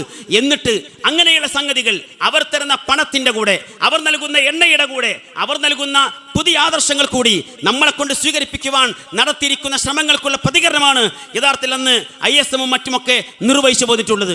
ഇതാണ് ആ വിഷയം ഞാൻ സൂചിപ്പിച്ചത്. ഇങ്ങനെ കുറെ ആദർശ വ്യതിയാനങ്ങൾ ആരോപിച്ചു, കുറെ പ്രശ്നങ്ങൾ ഉണ്ടാക്കി. അടിസ്ഥാനം എത്രയായതുള്ളൂ. ഹുസൈൻ മടവൂരോ CP ഉമർ സുല്ലമിയോ KK മുഹമ്മദ് സുല്ലമിയോ KNMന്റെ സംസ്ഥാന ജനറൽ സെക്രട്ടറി സ്ഥാനത്തേക്ക് എത്തിച്ചേരാൻ പാടില്ല. AP അബ്ദുൽ ഖാദർ മൗലവി കണ്ണടക്കുന്നത് വരെ. അതായിരുന്നു വിഷയം. അതിനുവേണ്ടി തട്ടിക്കുട്ടി ഉണ്ടാക്കിയ സംഗതി. അതിൽ 3 വിഭാഗം ആളുകളാണ് ഉപയോഗപ്പെടുത്തിയത്. ഒന്ന്, നേരത്തെ ഈ സംഘടനാ രംഗത്ത് കാര്യമായി ബന്ധമില്ലാത്ത ആളുകൾ. ഉദാഹരണം അബ്ദുറഹിമാൻ സലഫി തന്നെയാണ്. സംഘടനയിൽ ഒരു മെമ്പർഷിപ്പ് എടുക്കുവാൻ പോലും നിർബന്ധിച്ചാൽ വളരെ പ്രയാസപ്പെട്ട് മാത്രം മെമ്പർഷിപ്പ് എടുക്കുവാൻ ശ്രമിക്കുന്ന മനുഷ്യൻ KNMന്റെ സംസ്ഥാന സെക്രട്ടറി സ്ഥാനത്തേക്ക് വരാൻ ശ്രമിക്കുന്നതിന്റെ ഒരു ഭാഗമായിരുന്നു അത്. കിട്ടി. അതിന്റെ പിന്നെ പാരിതോഷികമായി ആ ഇലക്ഷൻ തന്നെ സംസ്ഥാന സെക്രട്ടറി സ്ഥാനം കിട്ടി.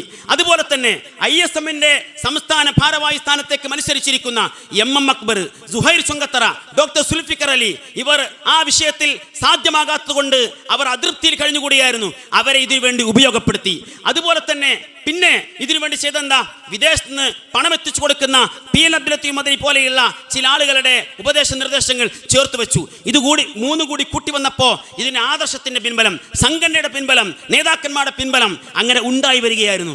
ഇതിന്റെ അനന്തരഫലമായിട്ടാണ് സംഘടനയിൽ പിന്നീടുണ്ടാകുന്ന മുഴുവൻ പ്രശ്നങ്ങളും. അവസാനം 2002 പിളർപ്പ് വരെ എത്തി നിൽക്കുന്നതിൻ്റെ അടിസ്ഥാന കാരണങ്ങൾ ഈ ആദർശ വ്യതിയാന ആരോപണങ്ങളും അതുമായി ബന്ധപ്പെട്ട വിഷയങ്ങളും തന്നെയായിരുന്നു. എന്നാൽ ആ പിളർപ്പിന് ശേഷം ഇവർ കാട്ടിക്കൂട്ടിയിരിക്കുന്ന സംഗതികൾ എന്തൊക്കെയാണ്? നമ്മുടെ നേതാക്കന്മാർക്കെതിരെ കോടതികളിൽ കള്ളക്കേസ് കൊടുത്തു. KNMന്റെ പേരിൽ മാത്രമല്ല, MSMന്റെ പേരിൽ വരെ കള്ളക്കേസുകൾ. ഞങ്ങൾ അവിടെ പോയി ആക്രമിച്ചിരിക്കുന്നു, അതിക്രമം ചെയ്തിരിക്കുന്നു എന്നൊക്കെ കള്ളക്കേസുകൾ കൊടുത്ത് അങ്ങനെ മുന്നോട്ട് പോകുന്നൊരു ടീം, അതിന് നേതൃത്വം കൊടുത്തവർ. തീർന്നില്ല, ആ സമയത്തും നമ്മളുമായി സംവദിക്കുവാൻ പലരും ഉണ്ടായിരുന്നു. പിളർന്ന ഉടനെ വളാഞ്ചേരി വെച്ച് നടത്തിയിരിക്കുന്ന സംവാദത്തിൽ ഞങ്ങളോട് ഏറ്റുമുട്ടാൻ വന്നത് KK സക്കരിയ സുലാഹിയും ഷംസുദ്ദീൻ പാലത്തും EKM പന്നൂരുമായിരുന്നു. ഈ 3 പേർ ഇപ്പോൾ എവിടെ നിൽക്കുന്നു എന്ന് നിങ്ങൾ അന്വേഷിക്കുക, ആലോചിക്കുക. അവരുടെ അവസ്ഥ എന്താണ് എന്ന് ഒന്ന് തിരിച്ചറിയുക. നല്ല മനസ്സോടെ, ഒരുമയുള്ള മനസ്സോടെ ഒന്നൊന്നായി ഒരുമിച്ചൊന്നായി പോകുന്നുവെന്ന് നമുക്ക് സമാധാനിക്കാൻ കഴിയുമോ എന്നാലോചിക്കുക. തൊട്ടുപിറകെ നടത്തിയിരിക്കുന്ന മറ്റൊരു സംവാദം അത് എറണാകുളത്ത് വെച്ചായിരുന്നു. ആ എറണാകുളം സംവാദത്തിൽ പ്രധാനമായും പങ്കെടുത്തത് സുബൈർ മങ്കട. ആ സംവാദം കഴിഞ്ഞ് മാസങ്ങൾ കഴിയുമ്പോഴേക്ക് അദ്ദേഹം ഇറക്കിയ പുസ്തകമാണിത്. സംഘടന തിന്മയാണ്, നമുക്കത് വേണ്ട. ഇത് പറഞ്ഞുകൊണ്ട് അദ്ദേഹം കാട് കയറി. ഇപ്പോൾ കാട് വിട്ട് വീണ്ടും നാട്ടിലേക്ക് ഇറങ്ങി. ഇനി എങ്ങോട്ടാ ഒളിച്ചോടുക എന്നറിയാൻ കഴിയാത്ത വിധം ഗതിയില്ലാതെ അലയുകയാണ്. അതുപോലെ തന്നെ പിന്നെ നമ്മോട് സംവാദം നടത്തുവാൻ വന്നു മഞ്ചേരിയിൽ ഷെരീഫ് കരുവാരക്കുണ്ടും EKM പന്നൂരും മായിൻകുട്ടി സുലമിയും. ഈ 3 ആളുകളും ഇപ്പോൾ ഒരേ ശേരിയിൽ തന്നെയാണോ, ഒരുമിച്ചാണോ മുന്നോട്ട് പോകുന്നത്? ആലോചിക്കുക. എല്ലാത്തിലും പിറകെ KNMൽ നിന്ന് ഹുസൈൻ മടവൂർ അടക്കമുള്ള ആളുകൾ ഇറങ്ങിപ്പോന്നപ്പോൾ അവർ കേരളത്തിൽ നിന്ന് കുറെ ചണ്ടികൾ പുറത്തു പോയിരിക്കുന്നു, ഇനിയും ഒരുപാട് ചണ്ടികൾ പോകാനുണ്ട് എന്ന് നാൾക്ക് നാൾ പ്രസംഗിച്ചു പോന്നിരിക്കുന്ന ഏറ്റവും വലിയ ചണ്ടി ഇപ്പോൾ എവിടെ നിൽക്കുന്നു എന്ന് ഇതിന്റെ കൂടെ ആലോചിക്കേണ്ടതുണ്ട്. അവരെവിടെ നിൽക്കുന്നു, ഏതവസ്ഥയാണുള്ളത്? ആ കൂടെ നിൽക്കുന്ന ആളുകളുടെ അവസ്ഥ നമ്മൾ പരിശോധിക്കേണ്ടതുണ്ട്. സംഭവിച്ചത് ഇല്ലാത്ത ആദർശ വ്യതിയാന ആരോപണങ്ങൾ ഉന്നയിച്ച് തൗഹീദ് ചോദ്യം ചെയ്ത് സുന്നത്ത് ചോദ്യം ചെയ്ത് പ്രസ്ഥാനത്തിന്റെ ഉത്തരവാദപ്പെട്ട സ്ഥാനമാനങ്ങളെ കൈയടക്കുവാൻ വേണ്ടി നടത്തിയിരിക്കുന്ന ഹീനമായ ശ്രമങ്ങൾക്കുള്ള തിരിച്ചടികളായിരുന്നു കഴിഞ്ഞ 10-12 വർഷമായി ലഭിച്ചുകൊണ്ടിരുന്നത്. ഇപ്പോൾ ഇവിടെ ഇരിക്കുന്ന ആളുകൾ കഴിഞ്ഞ സംവാദ വ്യവസ്ഥ സമയത്ത് എഴുതി തന്നല്ലോ, ഞങ്ങൾ സംഘടന രൂപീകരിച്ചിട്ടില്ല, ഞങ്ങൾക്ക് ശരിക്കും പറഞ്ഞാൽ തന്റെ നിറപാടില്ല. അങ്ങനെ എഴുതി തരുവാൻ മാത്രം അവർക്കും കാരണമായത് എന്തുകൊണ്ടാണ്? അവരും ഈ മേഖലയിലാണ് മുന്നോട്ട് പോയത്. അവിടെ ഹക്ക് കണ്ട് അവിടെ നിൽക്കുന്നു എന്ന് പറയുന്ന ആളുകൾ അവിടുത്തെ ഹക്ക് എന്തായിരുന്നു എന്ന് ഒന്ന് അവർക്ക് ബോധ്യപ്പെട്ടല്ലോ. ഇപ്പോൾ കാര്യം മനസ്സിലായിട്ടുണ്ടല്ലോ. ഇനി നിങ്ങൾ ആലോചിക്കുക, അന്ന് ആരോപിച്ചിരിക്കുന്ന ആദർശ വ്യതിയാനങ്ങൾ സ്വാർത്ഥ താല്പര്യങ്ങൾക്ക് വേണ്ടിയുള്ള കള്ളക്കളികളായിരുന്നുവെങ്കിൽ അതിന്റെ അനുബന്ധമായി ഇപ്പോൾ നടന്നുകൊണ്ടിരിക്കുന്ന പ്രശ്നങ്ങൾ കൂട്ടിവായിച്ച് ഒരു പുനർവിചിന്തനത്തിന്, ഒരു തിരിച്ചുപോക്കിന് ആലോചിക്കുവാൻ സമയമായിരിക്കുന്നു എന്നാണ് ഈ സന്ദർഭത്തിൽ എനിക്കുണർത്താനുള്ളത്. ഇവിടെ വാശിയുടെ പ്രശ്നമില്ല, വക്കാണത്തിന്റെ പ്രശ്നമില്ല. വിശുദ്ധ ഖുർആനും പ്രവാചകചര്യയും അടിസ്ഥാന പ്രമാണമായി സ്വീകരിച്ച് അടിസ്ഥാന ആദർശങ്ങളിലേക്ക് കേരളീയ മുസ്ലിങ്ങളെ വീണ്ടും തിരിച്ചുപിടിച്ച് ഇസ്ലാഹി പ്രസ്ഥാനത്തിന്റെ പഴയ പ്രതാപവും ഇസ്സത്തും കാത്തു സൂക്ഷിച്ച് മുന്നോട്ട് പോകാൻ നമുക്കിനിയും സാധിക്കും. പ്രമാണങ്ങളിലേക്ക്, യഥാർത്ഥ പ്രമാണങ്ങളിലേക്ക് അത് മനസ്സിലാക്കേണ്ട വിധം മനസ്സിലാക്കി തിരിച്ചു വരുവാൻ ശ്രമിക്കുകയും പണ്ട് ചെയ്തു കൂട്ടിയിരിക്കുന്ന അബദ്ധങ്ങളെ തിരുത്തി അതിന് പരിഹാരമുണ്ടാക്കുകയും ചെയ്താൽ ഇൻഷാ അല്ലാഹ് നമുക്ക് പോലും ഇനിയും ഒരുമിച്ചൊന്നായി പ്രവർത്തിച്ച് മുന്നോട്ട് പോകാൻ സാധിക്കും. ശിർക്കിനെതിരെ, കുഫറിനെതിരെ, ബിദ്അത്തിനെതിരെ, മറ്റെല്ലാ സംഗതികൾക്കുമെതിരെ. എന്നാൽ അന്ന് നിങ്ങൾക്ക് നേതൃത്വം നൽകിയത് അബ്ദുറഹിമാൻ സലഫി ആയിരുന്നുവെങ്കിൽ അതേ അബ്ദുറഹിമാൻ സലഫി നിങ്ങളെ ചവിട്ടി പുറത്താക്കുവോളം നിങ്ങളവിടെ കടിച്ചു തൂങ്ങിയിട്ടുണ്ട്. ഇപ്പോൾ നിങ്ങൾ പരസ്പരം സംവാദങ്ങൾ നടത്തിക്കൊണ്ടിരിക്കുന്നു. എന്തിന്? ഒരായത്തോതിയപ്പോൾ അതിൻ്റെ അർത്ഥം ശരിയോ തെറ്റോ ഒരു സംവാദത്തിന്റെ വിഷയമാണത്. അവിടേക്ക് വരെ എത്തിയിരിക്കുന്നു കാര്യങ്ങൾ. എന്നിട്ട് ഈ അവസ്ഥയിൽ യാതൊരു വിശ്രമവുമില്ലാതെ അങ്ങോട്ടും ഇങ്ങോട്ടും പരസ്പരം ആദർശ വ്യതിയാന ആരോപണങ്ങളും ആദർശരാഹിത്യ ആരോപണങ്ങളും നിർവഹിച്ച് മുന്നോട്ട് പോകുവാൻ ഇവർക്ക് സാധിക്കുന്നത് നേരത്തെ പറഞ്ഞിരിക്കുന്ന ഭാഗമാണ്. അള്ളാഹു അനുഗ്രഹിക്കട്ടെ. പ്രാർത്ഥിച്ചുകൊണ്ട് അവസാനിപ്പിക്കുന്നു. വആഖിറു ദഅവാന അനിൽ ഹംദുലില്ലാഹി റബ്ബിൽ ആലമീൻ. അസ്സലാമു അലൈക്കും വറഹ്മത്തുള്ളാഹി. സലഫി ദഅവ വിങ്ങിനു വേണ്ടി വിഷയം അവതരിപ്പിക്കുവാൻ പണ്ഡിതൻ മൂസ സ്വലാഹി. അസ്സലാമു അലൈക്കും വറഹ്മത്തുള്ളാഹി. അൽഹംദുലില്ലാഹ്. اللهم صل على محمد وعلى آل محمد كما صليت على إبراهيم وعلى آل إبراهيم إنك حميد مجيد. اللهم بارك على محمد وعلى آل محمد كما باركت على إبراهيم وعلى آل إبراهيم إنك حميد مجيد. أعوذ بالله من الشيطان الرجيم. بسم الله الرحمن الرحيم. يا أيها الذين آمنوا اتقوا الله حق تقاته ولا تموتن إلا وأنتم مسلمون. بسم الله الرحمن الرحيم. رب اشرح لي صدري ويسر لي أمري واحلل عقدة من لساني يفقهوا قولي. ومن يشاقق الرسول من بعد ما تبين لهم الهدى ويتبع غير سبيل المؤمنين نوله ما تولى ونصله جهنم وساءت مصيرا كن في أمورك كلها متمسكا بالوحي لا بزخارف الهذيان. സ്നേഹമുള്ള സഹോദരങ്ങളെ, സുഹൃത്തുക്കളെ, വിശ്വാസികളെ, ഇവിടെ സൂചിപ്പിച്ചത് പ്രകാരം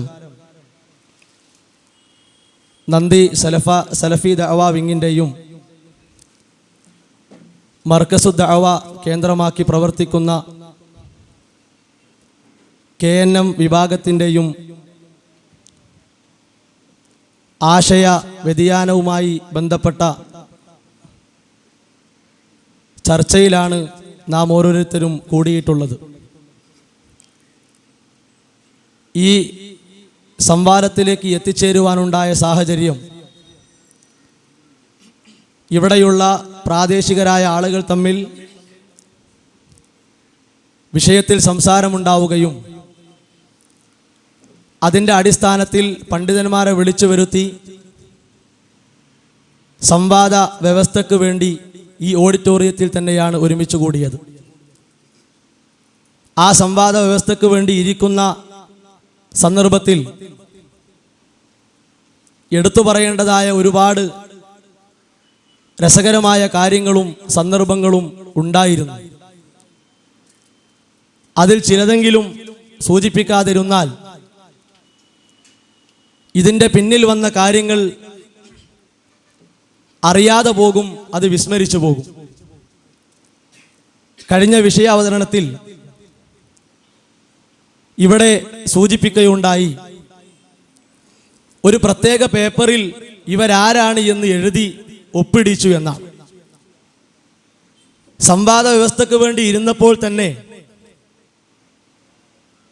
ആദ്യമായി ഇങ്ങോട്ട് പറയാനുണ്ടായിരുന്നത് എന്താണ് നിങ്ങളുടെ അഡ്രസ്സ്, എവിടുന്നാണ് നിങ്ങൾ വരുന്നത് നോക്കി. നമ്മൾ തുറന്നു പറഞ്ഞു, നിങ്ങൾക്ക് എല്ലാവർക്കും ബോധ്യപ്പെടുന്ന വിഷയമാണ്, കാര്യമാണ്, ബോധ്യപ്പെട്ട കാര്യമാണ്. ഞങ്ങൾ ഏതിൻ്റെ അടിസ്ഥാനത്തിലാണ്, ഏത് രേഖയിലാണ് ഇവിടെ വന്നിട്ടുള്ളത്, അത് ആവർത്തിച്ച് പറഞ്ഞപ്പോഴും ബഹുമാനനായ ലത്തീഫ് മൗലവി ഒരു ദുർവാശി, ആ ദുർവാശിയിൽ ഇങ്ങനെ കടിച്ചു തൂങ്ങി ചെറിയ കുട്ടികൾ, LKG UKG കുട്ടികൾ ഇങ്ങനെ പറയും പോലെ വാശി കാണിച്ചത് കൊണ്ടാണ് അങ്ങനെ ഒരു പേപ്പർ ഞങ്ങൾ എഴുതി കൊടുത്തത്. ആ പേപ്പർ ഇതാണ്, അത് അംഗീകരിച്ചുകൊണ്ട് തന്നെയാണ് സംസാരത്തിലേക്ക് ഞങ്ങൾ പ്രവേശിക്കുന്നത്. അതിനുശേഷം വിഷയങ്ങൾ എന്താണ്, വാദങ്ങൾ എന്താണ് എന്ന് കൃത്യമായി എഴുതി വെച്ചു. അത് ഇവിടെ വായിച്ചു കേൾപ്പിക്കുകയും ചെയ്തു. വാദം എഴുതിയതിൽ പ്രധാനമായി ഒന്നാമതായി എഴുതി വെച്ച വാദം എന്താണ്? കേരള ജംഇയ്യത്തുൽ ഉലമ നിർവാഹക സമിതി എടുത്ത തീരുമാനങ്ങളിൽ നിന്ന് നിങ്ങൾക്ക് വ്യതിയാനം സംഭവിച്ചിട്ടുണ്ട്, ആദർശപരമായ തീരുമാനങ്ങളിൽ നിങ്ങൾക്ക് വ്യതിയാനം സംഭവിച്ചിട്ടുണ്ട്. അതാണ് ഇവിടെ എഴുതിയ വാദത്തിൽ ഒന്നാമത്തെ വാദം. ആ വാദത്തിൽ നിന്നുകൊണ്ടാണ് എന്തുണ്ടാവേണ്ടത്, നമ്മുടെ സംസാരം, നമ്മുടെ ചർച്ച മുന്നോട്ട് പോകേണ്ടത്. സ്വാഭാവികമായിട്ടും ലത്തീഫ് മൗലവിയുടെ വിഷയാവതരണം ശ്രദ്ധിച്ചപ്പോൾ ഒരു കാര്യം വളരെ വ്യക്തമായി ഞങ്ങൾക്ക് ബോധ്യപ്പെടുകയാണ്. സ്വന്തമായി എഴുതിയ വാദത്തിൽ നിന്നുകൊണ്ട് സംസാരിക്കാൻ സാധിക്കാത്തത് കൊണ്ടാണ് മറുഭാഗം എഴുതിയ സലഫി ദഅവാ വിങ്ങിന്റെ കീഴിൽ വന്ന പണ്ഡിതന്മാർ എഴുതി വെച്ച വാദം എന്താണോ ആ വാദത്തിൽ നിന്നുകൊണ്ട് സംസാരിക്കാൻ അദ്ദേഹത്തിന് പ്രേരണയായത്, അദ്ദേഹത്തിന് സഹായമായത്. ഞാൻ അങ്ങനെ പറയുമ്പോൾ തെറ്റിദ്ധരിക്കണ്ട, എന്തുകൊണ്ട് അവിടെ വാദം ഇല്ലാതെ പോയി? എന്താ സഹോദരങ്ങളെ, മറുവാദം ഇവിടെ എഴുതി വെച്ച വാദം എന്തായിരുന്നു? ആ വാദം ഞാനൊന്ന് വായിച്ചു കേൾപ്പിക്കാം, കേട്ടോളി. ഇതാ, 2002 മുജാഹിദ് പ്രസ്ഥാനത്തെ പിളർത്തുന്നതിന് വേണ്ടി ഞങ്ങൾക്കെതിരെ നിങ്ങൾ ഉന്നയിച്ചിരുന്ന ആദർശ വ്യതിയാന ആരോപണങ്ങൾ KJU-വിൽ അവതരിപ്പിച്ചതടക്കം മുഴുവൻ കേവലം വ്യാജ ആരോപണങ്ങൾ മാത്രമായിരുന്നു. സ്വാർത്ഥ താല്പര്യങ്ങൾക്ക് വേണ്ടി നിങ്ങൾ മനഃപൂർവ്വം കെട്ടിച്ചമച്ച പ്രസ്തുത ആരോപണങ്ങൾ സത്യസന്ധമായിരുന്നുവെന്ന് നിങ്ങൾക്ക് തെളിയിക്കാൻ സാധ്യമല്ല.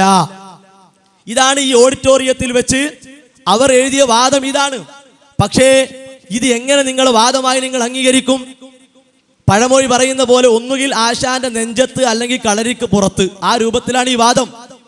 എന്തുകൊണ്ട് അങ്ങനെ ആയത്? ഇതാ ഞാൻ വായിച്ചുതരാം, കേട്ടോളി. ആദർശ വ്യതിയാന ആരോപണങ്ങൾ വ്യാജമായിരുന്നു എന്ന ഷബാബ് പറയട്ടെ. ഈ തീരുമാനങ്ങൾക്ക് ശേഷം ഇറങ്ങിയ ഷബാബ് എന്താ? മുജാഹിദ് പ്രസ്ഥാനത്തിനകത്തുള്ള രണ്ടു ചിന്താധാരകൾ തമ്മിലാണ് ഇതുവരെ ആശയ സമരം നടന്നു വന്നിരുന്നത്. ഇതാരാ എഴുതിയത്? ഇസ്ലാഹി നേതാക്കൾ. ആ നേതാക്കന്മാർ പറഞ്ഞ അംഗീകരിച്ചതാണോ ശരി? അതല്ല ആ നേതാക്കന്മാരെ പിൻഗാമികളായി നിങ്ങൾ പറഞ്ഞതാണോ ശരി? അത് തീരുമാനാവണ്ടേ? ഈ നേതാക്കന്മാർ പറഞ്ഞ അടിസ്ഥാനത്തിലാണെങ്കിൽ നിങ്ങളെ വാദമൊക്കെ, അല്ലെങ്കിലോ നിങ്ങളെ വാദമല്ല. ഇനി അതുകൊണ്ട് തീർന്നില്ല. ആശയപരമായ അഭിപ്രായ വ്യത്യാസങ്ങൾക്ക് പുറമെ സംഘടനാപരമായ നിരവധി പ്രശ്നങ്ങളും സംഘടനക്കകത്ത് പുകയുന്നുണ്ടായിരുന്നു. അപ്പൊ എന്തിനാ പ്രധാനം? ആശയപരമായ പ്രശ്നം. അതുകൊണ്ടാ പറഞ്ഞത് ഒന്നുകിൽ ആശാനെ നെഞ്ചത്ത് കുത്തുക അല്ലെങ്കിൽ കളരിക്ക് പുറത്തു പോവുക. ഇനി അതുകൊണ്ട് തീർന്നില്ല. സാക്ഷാൽ ഹുസൈൻ മടവൂർ സാഹിബ് പറയട്ടെ, എന്തായിരുന്നു അദ്ദേഹത്തോടൊരു ചോദ്യം. ജംഇയ്യത്തുൽ ഉലമാ തീരുമാനം താങ്കൾ അംഗീകരിക്കുമോ? തീർച്ചയായും അംഗീകരിക്കും, ഒരു സംശയവുമില്ല. പിന്നെയോ, ഞങ്ങൾ 21 പേർ ഒപ്പുവെച്ച ഒരു സുപ്രധാന തീരുമാനമാണത്. ഏത്? ആ 18 തീരുമാനങ്ങൾ ഞങ്ങൾ ഇത്രയും ആളുകൾ ഒപ്പുവെച്ച സുപ്രധാന തീരുമാനമാണ്. ഇതാരാ പറയുന്നത്? നിങ്ങളെ പ്രധാനപ്പെട്ട നേതാവ്. അപ്പൊ എന്താകും സഹോദരങ്ങളെ? ഒന്നുകിൽ നേതാക്കന്മാർ വ്യാജ ആരോപണങ്ങൾക്ക് കൂട്ടുനിന്നു, അല്ലെങ്കിലോ നേതാക്കന്മാർ സ്വാർത്ഥ താല്പര്യങ്ങൾക്ക് വേണ്ടി കളിച്ചു, അതിനു വേണ്ടി കൂട്ടുനിന്നു. അതല്ലേ വരിക? അപ്പൊ നിങ്ങളെ വാദം എന്തല്ല? ശരിയല്ല. വാദമില്ലാത്ത ഒരു വാദവുമായി വാദപ്രതിവാദത്തിന് വന്നാൽ മറുഭാഗത്തിന്റെ വാദത്തിൽ നിന്നുകൊണ്ട് സംസാരിക്കേണ്ടി വരും. എന്നിട്ട് പറഞ്ഞത് എന്താ? അത് പുകമറ. ആരാ പുകമറ ഉണ്ടാക്കിയത്? കള്ളക്കളിയിലൂടെ ഉണ്ടാക്കിയ അവിടെ വാക്ക് പ്രയോഗിച്ചത്. ആരാ ഇവിടെ കള്ളക്കളി കളിച്ചത്? അത് കൃത്യമായി നിങ്ങൾ ഈ സമൂഹത്തെ ബോധ്യപ്പെടുത്തി കൊടുക്കേണ്ടതുണ്ട്. എന്നാലോ ഞങ്ങൾ വാദമായി എഴുതിയ വിഷയം എന്താണ്?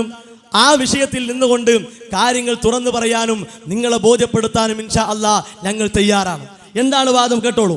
മുജാഹിദ് പ്രസ്ഥാനത്തിൽ 2002 പിളർപ്പിന് കാരണമായി ഉന്നയിക്കപ്പെട്ട വ്യതിയാന വിവരണങ്ങളിൽ നിന്ന് 2001 ജൂൺ 4 പുളിക്കൽ മദീനത്തുൽ ഉലൂമിൽ ചേർന്ന കേരള ജംഇയ്യത്തുൽ ഉലമാ നിർവാഹക സമിതി യോഗ തീരുമാനങ്ങളിൽ നിന്ന് നിങ്ങൾക്ക് വ്യതിയാനം സംഭവിച്ചിട്ടുണ്ട്. അതാണ് ഞങ്ങൾ എഴുതിയ വാദം. ആ വാദത്തിൽ നിന്നുകൊണ്ട് തീരുമാനമായ വിഷയങ്ങളൊക്കെ ഇങ്ങനെ വായിക്കുക.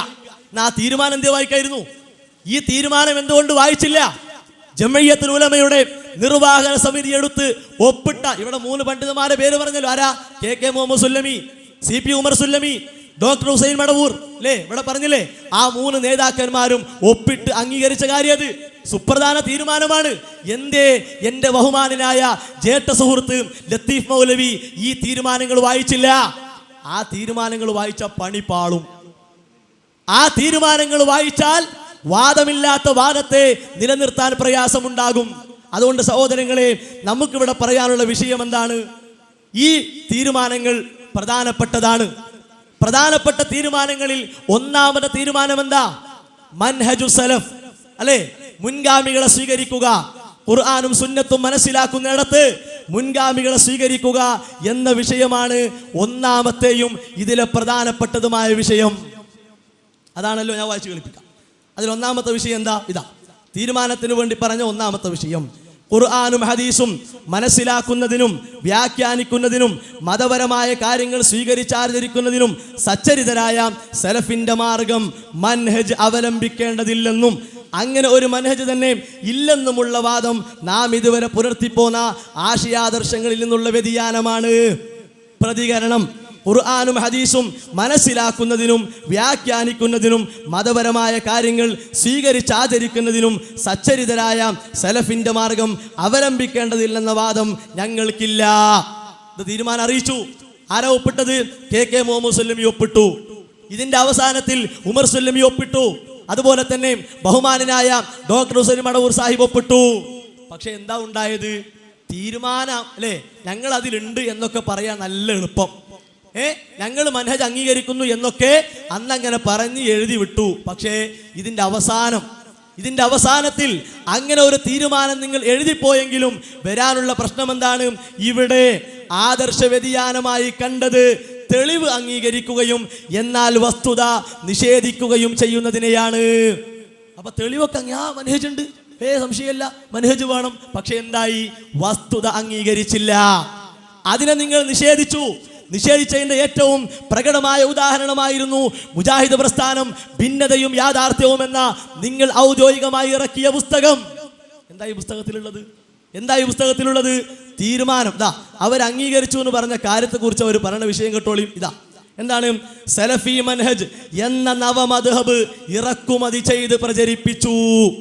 പിന്നെന്തിനാ അങ്ങനെ തീരുമാനിച്ചൊപ്പിട്ട് വന്നത്? എന്തിനൊപ്പിട്ട് വന്നു? KK മുഹമ്മദ് സുല്ലമിയും ഉമർ സുല്ലമിയും ഡോക്ടർ ഹുസൈൻ മടവൂർ സാഹിബും എന്തിനിങ്ങനെ ഒപ്പിട്ട് വന്നു? എന്തിനൊപ്പിട്ടു? അത് വ്യാജ ആരോപണമാണെങ്കിൽ ആ വ്യാജ ആരോപണത്തിന് കൂട്ടുനിന്നു എന്തിന്?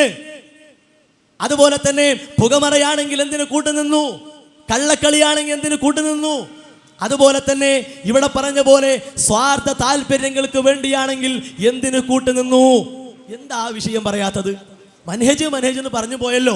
എന്താ തീരുമാനം എന്ന് വായിച്ച് അതിൻ്റെ ശേഷമുള്ള കാര്യങ്ങൾ എന്തായിരുന്നു എന്ന് പരിശോധിക്കാത്തത്? അത് പരിശോധിച്ച പ്രശ്നമാണ്. ഇനി ഇതുകൊണ്ട് അവസാനിച്ചില്ല.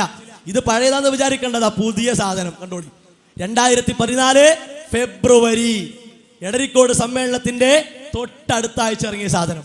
എന്തായാലും ഉള്ളത് വായിച്ചെഴുതാം. മദ്ഹബിനെയും തഖ്ലീദിനെയും എതിർക്കുന്നുവെങ്കിലും ഒരു സലഫി മൻഹജ് വാദം പ്രത്യക്ഷപ്പെട്ടു. ഒരു സലഫി മൻഹജ് വാദം പ്രത്യക്ഷപ്പെട്ടു എന്ന്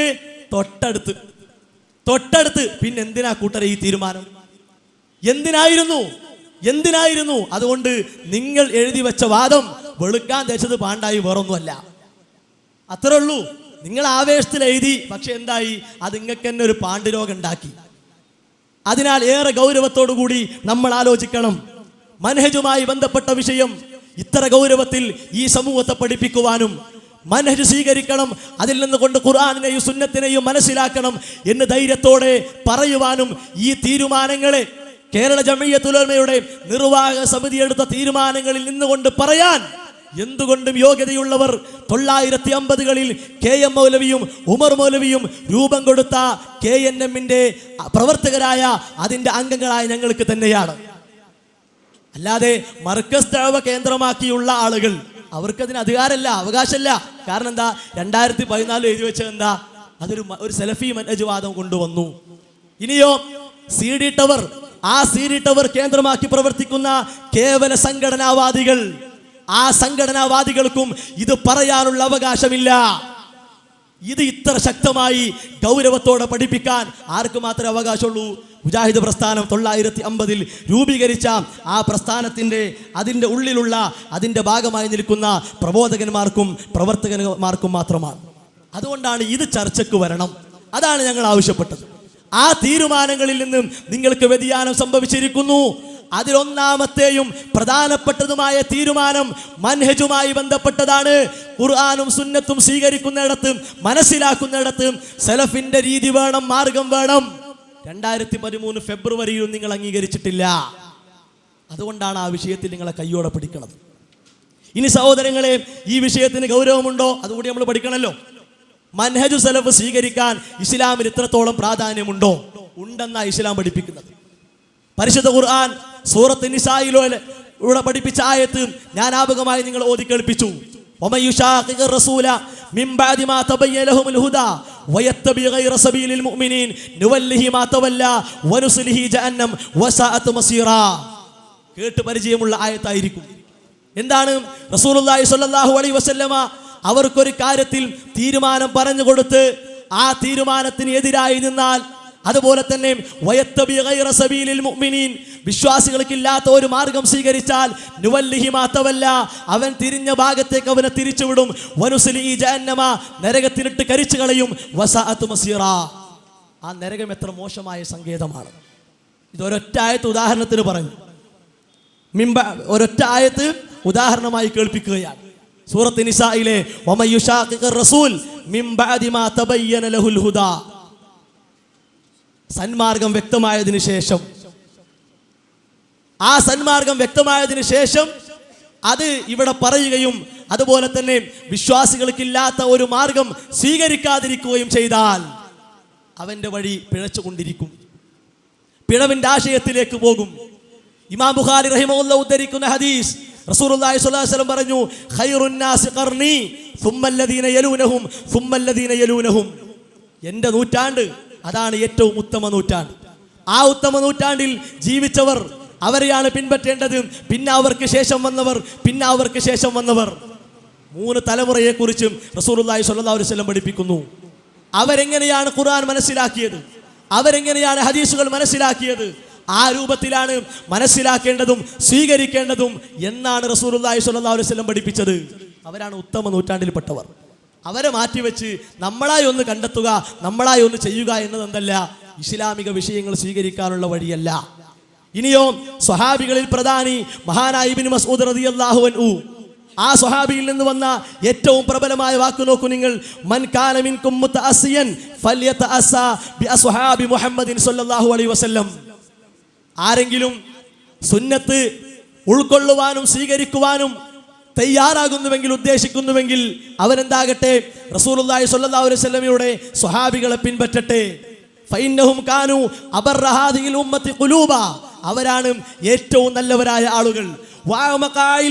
നന്നായി അഗാധമായി അറിവുള്ളവർ, കൃത്രിമത്വം കുറഞ്ഞവർ, നേരായ മാർഗത്തിൽ നിലനിൽക്കുന്നവർ, ഏറ്റവും നല്ല അവസ്ഥയിലുള്ളവർ. നബി സല്ലല്ലാഹു അലൈഹി വസല്ലമയുടെ കൂടെ സഹവസിക്കുവാൻ വേണ്ടി അല്ലാഹ് അവരെയാണ് തിരഞ്ഞെടുത്തത്. അതുകൊണ്ട് ഫഅറഫൂലഹും ഫദ്ലഹും, അവർക്കുള്ള ശ്രേഷ്ഠത നിങ്ങൾ അറിയുകയും വത്തബിഉഹും ഫി ആസാരിഹിം, അവരുടെ അസറുകളെ നിങ്ങൾ പിൻപറ്റുകയും ചെയ്യുക. ഫഇന്നഹും കാനൂ അലാ ഹുദൽ മുസ്തഖീം, അവരാണ് സിറാത്തുൽ മുസ്തഖീമിൽ നിലനിൽക്കുന്നവർ. അതുകൊണ്ട് വിഷയം എന്തല്ല, പ്രാധാന്യമില്ലാത്ത വിഷയമല്ല. അതുപോലെ തന്നെ കുറ്റിപ്പുറത്ത് വെച്ച് നടന്ന മുജാഹിദ് പ്രസ്ഥാനത്തിന്റെ സമ്മേളനം, ആ സമ്മേളനത്തിലോ മൻഹജു സലഫുമായി ബന്ധപ്പെട്ട പ്രത്യേക ലേഖനം തന്നെ എഴുതി ആ വിഷയത്തിന്റെ കാര്യങ്ങൾ ഉണർത്തിയിട്ടുണ്ട്. അതുകൊണ്ട് പെട്ടെന്ന് പൊട്ടിമുളച്ചൊരു പുതിയ മദ്ഹബൊന്നുമല്ല. അങ്ങനെ പറഞ്ഞ് വ്യാഖ്യാനിച്ചാൽ ഒരിക്കലും വിഷയത്തിൽ നിന്ന് ഞങ്ങളാരും മാറിപ്പോവുകയില്ല. ഏറെ ഗൗരവത്തോടു കൂടി തന്നെ ആ വിഷയത്തെ തുറന്ന് ബോധ്യപ്പെടുത്തുവാനും തുറന്നു പറയുവാനും തുറന്ന് ചർച്ചയ്ക്ക് വെക്കുവാനും തീരുമാനിക്കും. ഇനി ഗൗരവത്തോടു കൂടി ആലോചിക്കുക. ഈ ഒന്നാമത്തെ തീരുമാനം, ആ തീരുമാനത്തെ തൊടാതെ പോയി, ആ തീരുമാനത്തിൽ നിന്നും വീണ്ടും വീണ്ടും വീണ്ടും വ്യതിയാനം സംഭവിച്ചു. അതുകൊണ്ടാണ് തൊടാതെ പോയത്. ആ വ്യതിയാനം എവിടെ കൊണ്ടെത്തിച്ചു? നിസാരമായ ഒന്നിലാണോ? അല്ല. കേവലം നാട്ടുവർത്തമാനത്തിലാണെങ്കിൽ പ്രശ്നമല്ല, കുടുംബകാര്യത്തിലാണെങ്കിൽ പ്രശ്നമല്ല, വ്യക്തിപക്ഷത്തിനാണെങ്കിൽ പ്രശ്നമല്ല. എവിടെ കൊണ്ടെത്തിച്ചത്? അള്ളാഹുവിന്റെ ദീനുമായി ബന്ധപ്പെട്ട കാര്യങ്ങൾ പറയുന്നിടത്തും പഠിപ്പിക്കുന്നിടത്തുമാണ് അതിന്റെ അപകടം നിങ്ങളിലൂടെ കണ്ടത്. അതുകൊണ്ടാണ് ഇത്ര ഗൗരവത്തോടു കൂടി ഈ വിഷയം ചർച്ചയ്ക്ക് വരണം. ഒന്നാമത്തെ വിഷയം അതാണ്, പ്രധാനപ്പെട്ട വിഷയം അതാണ്. അതുകൊണ്ടല്ലേ ഒന്നാമതായി തീരുമാനമെടുത്തത്, ഒന്നാമതായി ചർച്ചയ്ക്ക് വന്നത്. അതിലല്ലേ ഒപ്പിട്ടത്. അത് വ്യാജമാണോ? സ്വാർത്ഥ താല്പര്യങ്ങൾക്ക് വേണ്ടിയാണോ? പുകമറയാണോ? കളിയാണോ? കബളിപ്പിക്കലാണോ? ഒന്ന് പറയും. നിങ്ങൾ എഴുതി പോയ വാദാണല്ലോ, നേതാക്കന്മാരെ കുറിച്ച് നിങ്ങൾ എഴുതിയ വാദാണ്. അത് വ്യാജവും അതുപോലെ തന്നെ സ്വാർത്ഥ താല്പര്യങ്ങൾക്ക് വേണ്ടിയുമായിരുന്നു. ഒന്ന് തുറന്ന് പറയുങ്ങൾ. ആ വാദത്തിൽ നിന്നുകൊണ്ട് ഇത് അവതരിപ്പിക്കാൻ നിങ്ങൾ തയ്യാറാവും. ഇനി സഹോദരങ്ങളെ ആലോചിക്കുക, എവിടെ കൊണ്ടെത്തിച്ചു? അള്ളാഹുവിന്റെ ഖുർആൻ. ആ പരിശുദ്ധ ഖുർആനിനെ മനസ്സിലാക്കുന്നിടത്ത് മൻഹജ് വേണം, സലഫിന്റെ മാർഗം വേണമെന്ന് പറഞ്ഞപ്പോൾ അത് വേണ്ട എന്ന് മനസ്സ് വന്നപ്പോൾ എന്തായി? സാക്ഷാൽ ചേകന്നൂരികൾ നൽകിയ അർത്ഥം പോലും എന്തിനു കൊടുക്കേണ്ടി വന്നു? അള്ളാഹുവിന്റെ കലാമിന് നൽകേണ്ടി വന്നു. അവിടെ നിങ്ങളെ കൊണ്ടെത്തിച്ചത് നിങ്ങളെ മാത്രമല്ല, നേരത്തെ പറഞ്ഞ പോലെ സീരി ടവർ കേന്ദ്രമാക്കി പ്രവർത്തിക്കുന്ന ആ ഒരു സംഘടനാവാദികളായ ആളുകൾക്കും എന്താണ് ആ രോഗം തന്നെ ഇപ്പോൾ ഉള്ളത്. മൻഹജിൽ നിന്ന് പോയാൽ ഈ പ്രശ്നമുണ്ടാകും. മൻഹജ് കൈവിട്ടാൽ അള്ളാഹുവിന്റെ കലാം പറഞ്ഞെടുത്ത് നിൽക്കാൻ പ്രയാസമുണ്ടാകും. അത്രയും വലിയ അപകടത്തിലേക്ക് നിങ്ങളെ കൊണ്ടെത്തിച്ചു. ഇനിയോ അതുകൊണ്ട് തീർന്നില്ല. ഖുർആനിൽ ഇല്ലാത്തത് ശ്രദ്ധിക്കണം. ഖുർആനിൽ ഇല്ലാത്തത് ഖുർആനിന്റെ പേരിൽ തട്ടിവിട്ടു, ഖുർആനിന്റെ പേരിൽ കെട്ടിപ്പറഞ്ഞു. അതാ നിങ്ങൾക്ക് വന്ന അപകടം. ആലോചിക്കണം, ഗൗരവത്തോടു കൂടി ആലോചിക്കണം. പറയുന്ന വാക്കുകൾക്ക് അല്പം വൈകാരികത വന്നാലും നിങ്ങൾ ആലോചിക്കുക. എന്ത്? അള്ളാഹുവിന്റെ ഖുർആനിൽ ഇല്ലാത്ത കാര്യങ്ങൾ ഖുർആനിന്റെ പേരിൽ പറഞ്ഞു.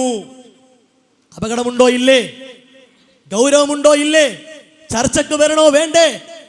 മൻഹജിൽ നിന്ന് പോയാൽ ഇങ്ങനെയുണ്ടാകും.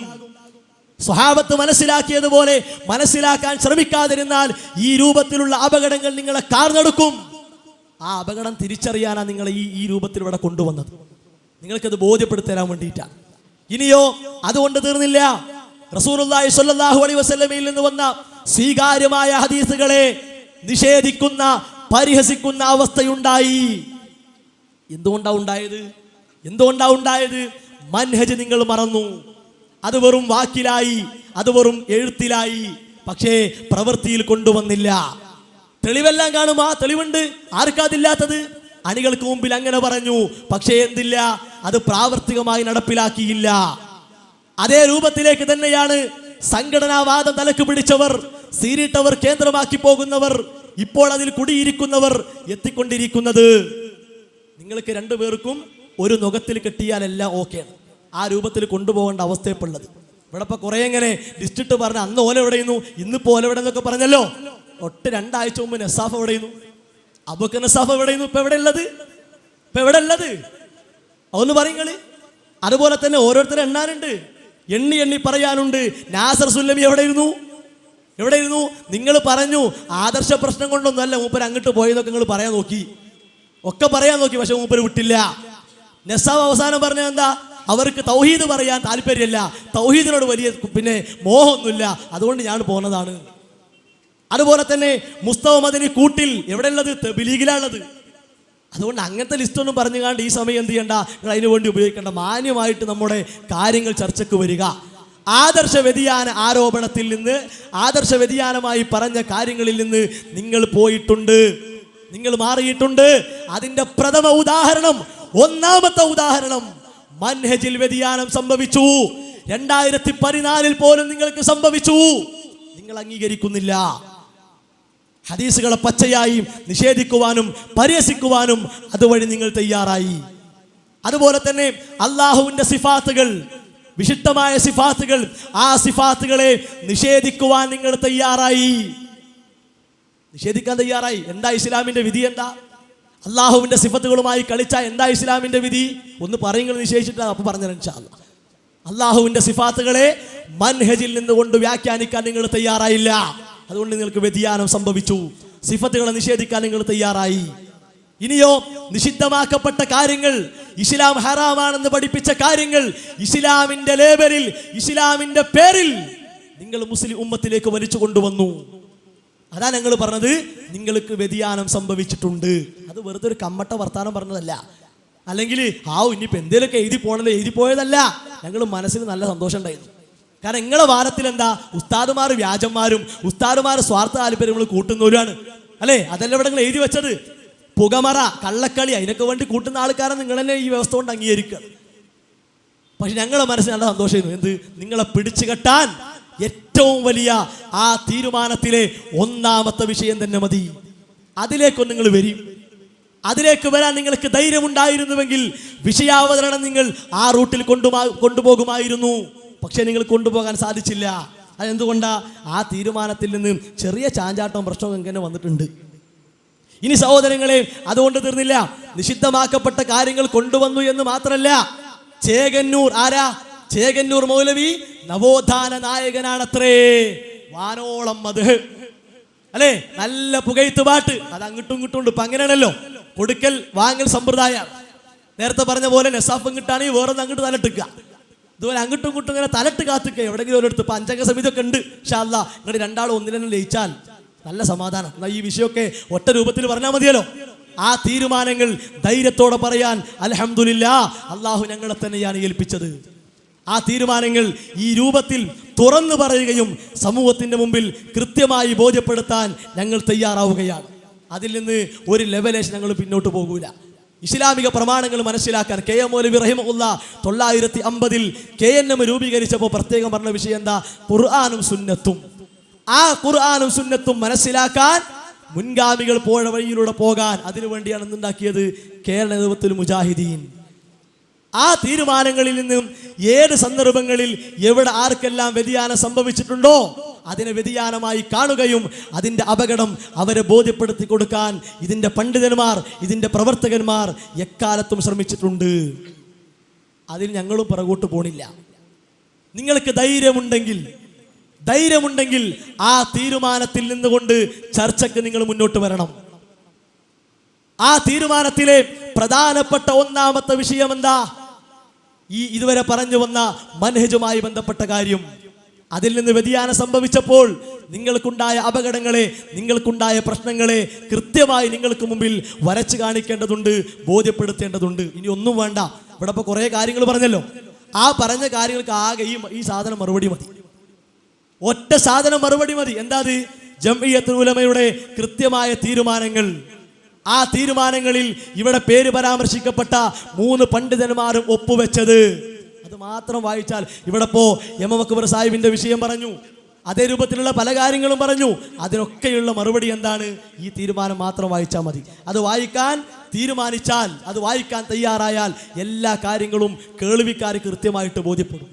അതിൽ നിന്ന് മാറിയിട്ട് മറ്റു രൂപത്തിലേക്ക്, വാദത്തിൽ നിന്ന്, വ്യവസ്ഥയിൽ നിന്ന് മാറിപ്പോകുന്ന ആ ഒരു അപകടം ശരിയല്ല. പ്രഥമവും ഒന്നാമത്തതുമായ തീരുമാനത്തിലേക്കും വരാൻ നമ്മൾ തയ്യാറാകേണ്ടതുണ്ട്. ഞാനതിൻ്റെ തുടക്കം ചില കാര്യങ്ങൾ വായിച്ചു കേൾപ്പിക്കാം. KNM കോർഡിനേഷൻ വകുപ്പിൻ്റെ ആവശ്യപ്രകാരം കേരള ജംഇയ്യത്തുൽ ഉലമ നിർവാഹക സമിതിയുടെ അംഗീകാരത്തോടെ നടന്ന പണ്ഡിയ ചർച്ചയുടെ തുടർച്ചയായി തീരുമാനത്തിന് വേണ്ടിയും 2001 ജൂൺ 4 മദീനത്തുൽ ഉലൂം ലൈബ്രറിയിൽ ചേർന്ന KJU നിർവാഹക സമിതി യോഗ തീരുമാനത്തിൻ്റെ മിനിറ്റ്സ് അധ്യക്ഷവേദിയിൽ നിന്നും ജനാബ് TP അബ്ദുൽ കോയ മദനി യോഗത്തിൻ്റെ ഉദ്ദേശ ലക്ഷ്യങ്ങളും വിശദീകരിച്ചു. അതുപോലെ തന്നെ നിർഭാഗ്യകരമായി നമ്മുടെ പ്രസ്ഥാനത്തിനുള്ളിൽ ഉണ്ടായ ഭിന്നത എത്രയും വേഗം അവസാനിപ്പിക്കാനുള്ള തീരുമാനം ഈ സമിതിയിൽ നിന്നുണ്ടാവണമെന്ന് അദ്ദേഹം അഭ്യർത്ഥിച്ചു. പ്രസിഡിയത്തിൻ്റെ പ്രത്യേക അനുമതിയോടെ ചെറിയമുണ്ട അബ്ദുൽ ഹമീദ് മദനി താഴെ പറയുന്ന കാര്യങ്ങൾ വിശദീകരിച്ചു. ഷബാബ് എഡിറ്റോറിയലിൽ ഒരു താല്പര്യ മേഖല കണ്ടെത്തുന്നതിന് സംബന്ധിച്ച് എഴുതിയ പ്രത്യേക സന്ദർഭത്തിൻ്റെ സ്വാർത്ഥമായി തോന്നിയ ആശയങ്ങളുടെ അടിസ്ഥാനത്തിലാണ് സംഘങ്ങളോ വ്യക്തികളോ അങ്ങനെ എഴുതുവാൻ ആവശ്യപ്പെടുകയോ ഇത് സംബന്ധിച്ച് ചർച്ച നടത്തുകയോ ചെയ്തിട്ടില്ല. അതിലെ തെറ്റുകൾ ഞാൻ മാത്രമാണ് ഉത്തരവാദി. അതിനെ ന്യായീകരിക്കാൻ ആരോടും ആവശ്യപ്പെട്ടിട്ടില്ല. അതിലെ തെറ്റുകൾ ചൂണ്ടിക്കാണിച്ചുകൊണ്ടും കിട്ടിയ കുറിപ്പുകൾ ഷബാബ് പ്രസിദ്ധീകരിച്ചിട്ടുമുണ്ട്. എഡിറ്റോറിയൽ ഒരു പുസ്തകമായപ്പോൾ പ്രസ്തുത ലേഖനം ഒഴിവാക്കിയിട്ടുമുണ്ട്. ഇതാര്? ചെറിയമുണ്ട അബ്ദുൽ ഹമീദ് മദനി. അതുപോലെ തന്നെ കർദാവിയുടെ ലേഖനം ഖത്തറിൽ നിന്ന് MM നദ്വി പരിഭാഷപ്പെടുത്തി അയച്ചു എന്നത് ഒരു റിപ്പോർട്ട് എന്ന നിലയിൽ പ്രസിദ്ധീകരിക്കാൻ മാത്രമേ ഞാൻ നിർദ്ദേശിച്ചിട്ടുള്ളൂ. എന്നാൽ അത് 1-ാം പേജിൽ വന്നതും എൻ്റെ അറിവോടെയല്ല. അതിലെ ആശയങ്ങൾ തെറ്റാണെന്ന് വിശദീകരിച്ചുകൊണ്ട് രക്ഷാകർത്തൃത്വം, വിധികർത്തൃത്വം, ആരാധ്യത എന്ന തലക്കെട്ടിൽ എൻ്റെ ലേഖനം ഷബാബിൽ പ്രസിദ്ധീകരിക്കപ്പെട്ടിട്ടുണ്ട്. ഇസ്ലാം 1-ാം വാഴത്തിൽ അള്ളാഹുവിൻ്റെ സിഫത്തിനെ സംബന്ധിച്ച് സലഫി ആശയങ്ങൾക്ക് വിരുദ്ധമായി പ്രസിദ്ധീകരിക്കാൻ എഡിറ്റോറിയൽ ബോർഡ് തീരുമാനിച്ചിട്ടില്ല. അതിൻ്റെ ലേഖകൻ തെറ്റുതിരുത്താൻ ആവശ്യപ്പെടുകയും ആ വിവരം യുവ ഡയറക്ടറെ അറിയിക്കുകയും ചെയ്തു. ഈ രൂപത്തിൽ തുടർച്ചയായിട്ട് വായിച്ചാൽ എല്ലാ പ്രശ്നങ്ങളും തീരാവുന്നതാണ്. കാര്യങ്ങൾ കൃത്യമായി മനസ്സിലാക്കുക. അള്ളാഹു അനുഗ്രഹിക്കുമാറാവട്ടെ. വാഹിർ ദഅവാന അനിൽ ഹംദുലില്ലാഹി റബ്ബിൽ ആലമീൻ. വസ്സലാമു അലൈക്കും വറഹ്മത്തുള്ളാഹി. സഹോദരങ്ങളെ, ഇനി ഇരുവിഭാഗത്തിനുമുള്ള ഗണ്ണനത്തിനുള്ള അവസരമാണ്. 10 മിനിറ്റ് വീതമാണ്. വിഷയാവതരണം അരമണിക്കൂർ വീതം ഇവിടെ കഴിഞ്ഞിട്ടുണ്ട്. 10 മിനിറ്റ് വീതമുള്ള ഗണ്ണനമാണ്. ആദ്യമായി ഗണ്ണനം നടത്തുന്നതിന് വേണ്ടി KNM മർക്കസ് ദഅവ വിഭാഗത്തെ ക്ഷണിക്കുന്നു.